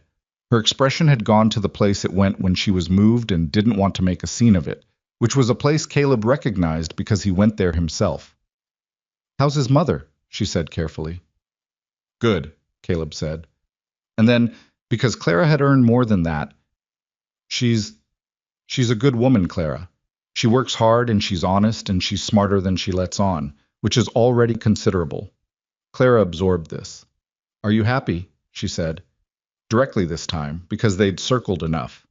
Caleb held the reins and looked at the flat brown land ahead, the ranch just becoming visible on the horizon. He thought about the kitchen in the mornings. He thought about the ledger and the documents, and the way Evelyn sat at the table with her whole attention on whatever was in front of her. He thought about Noah saying something that means you stayed. Yeah, he said. I think I am. Clara said nothing for a moment. Then she reached over and put her hand briefly on his arm and withdrew it and looked back at the road. That was all. It was enough. Evelyn and Clara met in the yard, and Caleb stood to the side and watched it happen the way he watched most things, without intervention, reading what was there. They sized each other up with the mutual directness of two capable women who have been hearing about each other and have both formed opinions and are now revising them in real time. Clara was warmer on the surface than Evelyn. She always had been, had their mother's social ease where Caleb had their father's granite. But underneath she was as precise as Evelyn, and they were each smart enough to recognize the precision in the other inside of 3 minutes. Noah appeared on the board path. Clara looked at him. Noah looked at her. There was a pause that had the quality of two people who have heard a great deal about each other and are now conducting a mutual assessment. You're Aunt Clara, Noah said. I'm Clara, she said. I'll take the aunt if you're offering it. Noah considered this. You wrote the letter, he said. I did. My mother says that was presumptuous. Clara glanced at Evelyn, who had the expression of a woman who had not expected her son to repeat that particular observation. Your mother's not wrong, Clara said. Was it the wrong thing to do? Noah thought about it with his characteristic absence of performance. No, he said, but that doesn't mean it wasn't presumptuous. Clara stared at him for a moment. Then she looked at Caleb. Her face said, You didn't tell me. Caleb said nothing. He didn't need to. Clara crouched down to Noah's level, which most adults didn't do, and which Noah noticed. His posture shifted slightly, the particular adjustment of someone who has been addressed as an equal in a world that mostly doesn't. I have a 7-year-old at home, Clara said. He can't do what you do. My 12-year-old can barely do what you do. What can they do? Noah said, with genuine interest. My oldest can ride a horse without falling off most of the time, Clara said. My youngest can eat an entire pie without assistance. Noah considered these credentials. Those are useful, he said, diplomatically. Clara stood up. She looked at Evelyn. He's extraordinary, she said. Simply, without fuss. Evelyn received this the way she received most things, steadily, without deflecting. I know, she said. It was the only time Caleb had heard her say it without the qualifier that usually followed, without the but he's had a hard time or the though it costs him, just the plain, unguarded I know. And something in the simplicity of it told Caleb that Montana had done something for Evelyn as well as for Noah, that the ground she'd been looking for had done what ground was supposed to do. The birthday was on Saturday, and Clara made it a production, which Caleb had anticipated and Evelyn had not fully accounted for. Clara baked a cake, commandeering Evelyn's kitchen with the cheerful aggression of a woman who cooks the way she does everything, which is to say thoroughly. And she sent Caleb into town for supplies that resulted in a dinner large enough for the Caldwells and the Hellers and Tom and Helen Donahue and Dell, who had been formally invited and had shown up with a new book on land surveying that he had ordered from Billings 2 months ago, and which Noah received with an expression that was more reverent than any Caleb had seen on him. The house was full in a way it hadn't been since before Francis, since before Thomas, since the version of Caleb Whitmore that had existed before the silence. It was loud and warm and imperfect. The Caldwell children knocked over a cup. Dell sat in the wrong chair twice and had to be moved. Tom Donahue and Caleb had a brief disagreement about the spring water levels that got sharper than the occasion warranted before Eleanor Caldwell redirected it with the finality of a woman who has managed large personalities for 40 years. Noah sat in the middle of it in his chair and was neither overwhelmed nor performing. He moved through the evening the way he moved through everything, observing, asking questions, storing what he learned, offering observations when he had them. He talked to Eleanor Caldwell about her garden for 20 minutes. He showed Dell the surveying book with the concentration of two professionals examining a shared field. He told Tom Donahue, unprompted, that the North Ridge section that hadn't been grazing right was probably a soil drainage issue, and that he could show him on the maps if he wanted to come by next week. Tom Donahue looked at this 7-year-old boy and said, I'll come Tuesday. He meant it. Caleb could see he meant it, and something about watching that, watching Noah be received as exactly what he was, watching the room organize itself around his presence without condescension and without pity, sat in Caleb's chest in a way he couldn't have named and didn't try to. Clara came to stand beside him at some point in the evening, when the noise had its fullest volume and the cake was reduced to crumbs, and Noah was deep in conversation with Dell about soil drainage angles. "This is what it should have been," Clara said quietly. He knew she meant the house. Maybe him. Maybe the years between. "It took a while," he said. "Things do." She looked at him sideways. "Are you going to ask her?" "Clara?" "I'm asking because I love you and I want to know before I have to go back to Billings."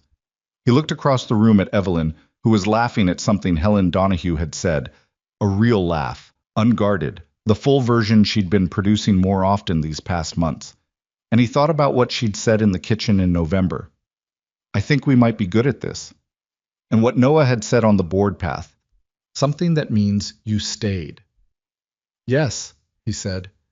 Clara let out a breath. "When?" "When it's right." That's not an answer. "Clara." "Fine," she said, with the grace of a woman accepting a half-victory. "Fine." He asked her in April, the week after Clara had gone back to Billings, and the ranch had returned to its particular rhythm, and the cottonwoods along the east field were putting out the first pale green of spring. He did it the way Noah had told him to. Not suddenly, not as a surprise, but as a conversation. He told her he wanted to talk about something when the evening was settled, and she said all right, and after Noah was in his room they sat at the kitchen table with coffee, and he said what he'd worked out to say. He said that he knew this had started as an arrangement, and that arrangements were what they'd both agreed to because neither of them was in a condition for more than that, and he understood if that was still where she was. He said that for his part it had become something different, something he hadn't planned and hadn't been looking for, and he was not going to dress it up in language it didn't need because she deserved honesty more than she deserved decoration. He said he wanted to make it real, formally, legally, in whatever way meant most to her, if she wanted that too. He stopped talking. Evelyn was quiet for a moment. She looked at the table. Then she looked at him. "Noah told me you might ask," she said. Caleb closed his eyes briefly. "Of course he did." "He said I should think about what I actually wanted and not what I thought was practical." She held Caleb's gaze. "He said those were different things, and I had a habit of confusing them. He's 7. He's been 7 for 3 weeks, and he was already like this at 6. She paused. "He's right, though. I do have that habit." "What do you actually want?" Caleb said. She looked at him steadily. "This," she said. "The ranch, and the ledger, and the garden, and the board path, and you." She said the last word plainly, without drama. The way she said things she meant completely. "I want this." "Then yes?" he said. "Then yes," she said. It wasn't a scene. There was no flourish to it, no moment designed for retelling. They were two people at a kitchen table in Montana who had arrived at the same place by different roads, and they said yes to each other with the quiet certainty of people who have already been tested and know what they're choosing. Noah's voice came through the wall. "Did she say yes?" They looked at each other. "He was not asleep," Evelyn said. "He's never been asleep when he claims to be asleep," Caleb said. He raised his voice. "Yes," she said, "yes. Go to sleep." A brief silence. "Good," Noah said with satisfaction. And then, after a pause, "I told you." "Noah." "Going to sleep now. About." They married in June, under the cottonwoods along the eastern field, because Evelyn said she wanted to be outside and she wanted to see the land when it happened, and Caleb thought that was exactly right. It was not a large ceremony. The Caldwells were there, and the Hellers, and the Donahues, and Dell, who had put on a clean shirt and was standing at the edge of the gathering with the particular expression of a man who is not accustomed to ceremonies but has decided this one is worth attending.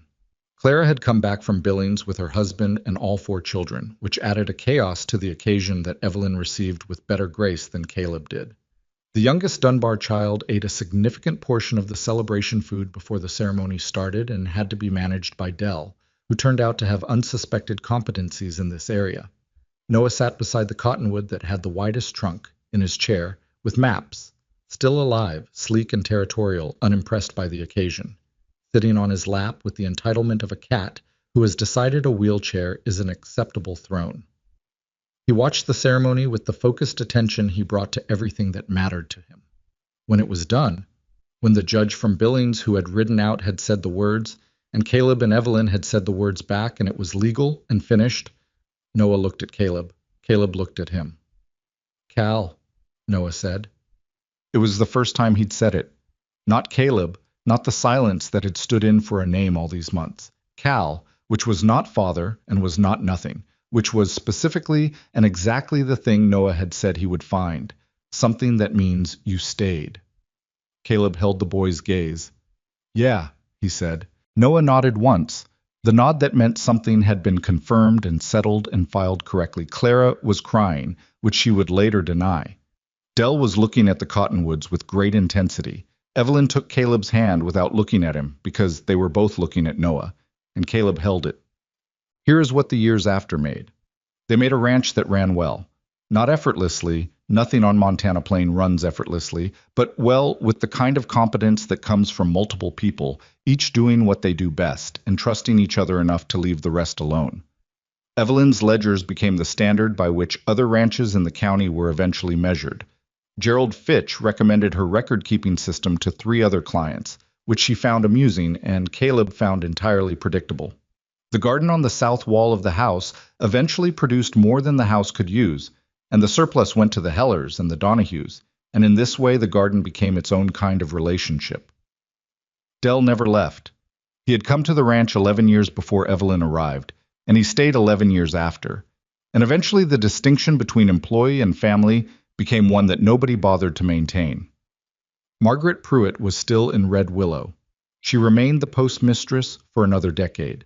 She did not, in that decade, launch any further campaigns against the Whitmore Ranch, not because she had changed her opinions, but because opinions require an audience, and the audience she had once commanded had mostly found other things to think about. There is a particular defeat that has no dramatic moment. It just becomes clear one morning that the ground you were standing on has shifted while you weren't watching, and you are standing somewhere smaller than you were, and it happens so gradually you cannot point to the day. Noah grew. This is the simplest fact and the hardest to describe without making it into a different kind of story than it was. He did not walk. The doctors had been right about that, and Evelyn had always known the doctors were probably right, even when she didn't tell him so. And this is one of the prices of honesty, knowing something and protecting someone from it, and then watching them arrive at it themselves on their own terms. He was 10 when he understood with full clarity that walking was not coming. He was difficult for a month. He broke 2 things, one by accident, one not, and said things to Evelyn that he apologized for in writing because he couldn't say them out loud, a letter left on the kitchen table in the morning. He came through the other side of it not unchanged but intact, which is the only way anyone comes through the things that actually test them. He was 12 when Tom Donahue started paying him to consult on the Northridge drainage problem, which was not something either of them called paying him to consult, but was what it was. He was 13 when Eleanor Caldwell recommended him to a family in the next county who had a water dispute they couldn't resolve and needed someone who understood land and documentation and the particular mathematics of shared resources. He had, by then, read everything in the county that was readable about land surveying and water rights and soil composition, and Dell had been to Billings twice to find him books that Red Willow didn't carry. Caleb had written to a land office in Helena asking what formal training existed for the work Noah was already doing informally, and the reply had led to a correspondence with a surveyor who eventually wrote back that the boy's understanding, from what Caleb's letters conveyed, was already beyond what most trained men brought to the field. The doctors had said he would never walk. They had not said anything about what else he would or wouldn't do, which is a limitation of the medical imagination that the people who love their patients eventually learn to stop waiting on. There is something that happens to people who survive the years between what they had and what they have now, who come out the other side carrying both. They don't become simple. They don't arrive at a peace that erases what it cost. What they arrive at is something more durable than that, a clear-eyed understanding of what held and what didn't and why and what to build next. Caleb Whitmore was not a man who talked about himself freely. He was not a man who had large revelations or arrived at tidy lessons. What he had was the ranch, which was still there, and Evelyn, who was still there, and Noah, who had grown into a young man with a surveyor's eye and a map for every section of ground in a 30-mile radius, and a cat named Maps, who had lived to an improbable age and now moved more slowly than she used to, but still kept her territory. He had the memory of Thomas, which he had stopped trying to make smaller or to seal behind a closed door. He had the memory of Francis, whom he had loved well and grieved badly, and was still, in the small ways, carrying. These were not fixed. They were not something he got over. They were part of the shape of him, the same way the East Trail and the South Creek and the 20 years of fence work were part of the shape of the ranch. You could not separate them out without losing something essential. What he understood, in the way you understand things that took years to become clear, was that the mistake he had made in the 6 years of silence was not grief itself, but the decision that grief was the last true thing, that what came after could not be real in the same way, could not be allowed to be, because to allow it would be to betray the magnitude of what was lost. A 6-year-old boy in a wheelchair had made that argument untenable, not by arguing against it, but by simply being present and real and requiring a response. You can build a fence against weather, against uncertainty, against the categories of risk you can name. You cannot build one against a child who is curious about creek timing and names barn cats and asks you what you'd like to be called, and then waits with genuine patience for the answer. Evelyn had known this. She had walked into his house carrying one suitcase and one child and no illusions, and she had simply started working, and in doing so had made the fence beside the point. There is no version of this story that is clean. Caleb did not become a different man. He was always this man, the one who mended fences and kept records and sat at tables in the dark and thought about things he couldn't say. He became more fully this man, which is the only direction growth actually goes. Not into something unrecognizable, but deeper into what was always there, the best parts given room to do their work. Evelyn did not heal from what she carried it with more company. There is a difference, and it is not small. Noah did not stop wanting to walk. He stopped waiting on it. He stopped organizing his life around its absence and started organizing it around what was there, which turned out to be considerable. There were hard years. There were winters that went on past endurance, cattle losses that hit the accounts hard. A season when the ranch came closer to failing than Caleb told Evelyn at the time. He told her later, and she was annoyed that he hadn't told her sooner, and she was right. There was a year when Noah and Caleb did not speak easily for several months over a disagreement about the ranch's direction that was not entirely about the ranch, and which resolved not through argument, but through the accumulation of ordinary days that slowly rebuilt the ground under them. That is how most things resolve, in the end. Not through the decisive moment, but through the accumulation of ordinary days, each one the decision to stay made quietly and without fanfare, the way you keep a fence by checking it regularly, rather than waiting for it to fail. The cottonwoods along the east field grew another 30 years. The board path from the porch to the barn needed replacing twice, once in Caleb's time, once in Noah's, and each time it was rebuilt wider and more solid than the version before, because that is what you do with something that has proven itself worth maintaining. The ranch became, in the language of the county, the Whitmore place, which was what it had always been called, and which now included people and histories and accumulated seasons that the name had not held before. Names are like that. They stay the same while everything inside them changes, and the change is the point, and the name is just the container that holds it steady enough to be passed on. On the last evening of a summer that Caleb could not have predicted from the first evening of that spring 20 years before, he sat on the porch with Evelyn while Noah was inside working on a survey report by lamplight, and the light was going down in the particular way it always had out here, long and sideways and making everything look significant. And Evelyn said, not about anything specific, just into the evening, "I didn't know it would be like this." "Like what?" he said. She thought about it. "Like enough," she said. "I didn't know it could be like enough." He held that for a moment. He thought about the letter he'd read on the road with no one watching. He thought about a train platform and a woman carrying one suitcase, and a boy with a book pressed against his chest, both of them braced for the answer they'd learned to expect. He thought about "come with me," the two plainest words he'd ever said, the ones that had opened everything that came after. "Neither did I," he said. Inside, the lamp was burning and Noah was working, and the Montana dark was coming on soft and enormous overhead, and the fence at the South Creek was holding, and Caleb Whitmore was still here.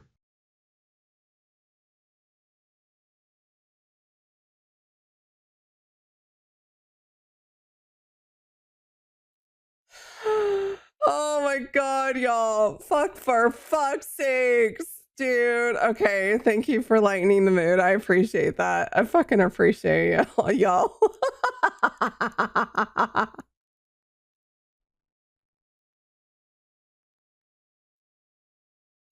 Oh, I can't. I can't with y'all.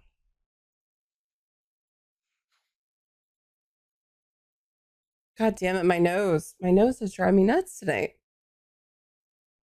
Oh yeah, there's too many people with it on it without good advice. Oh, I know. So here's the thing. I've got a good team with me. They have like obviously the regular doctor. Then there's a dietitian, and then there's also, if you need, there's also a therapist as well on hand. That is like, and that's the way that they package this for people.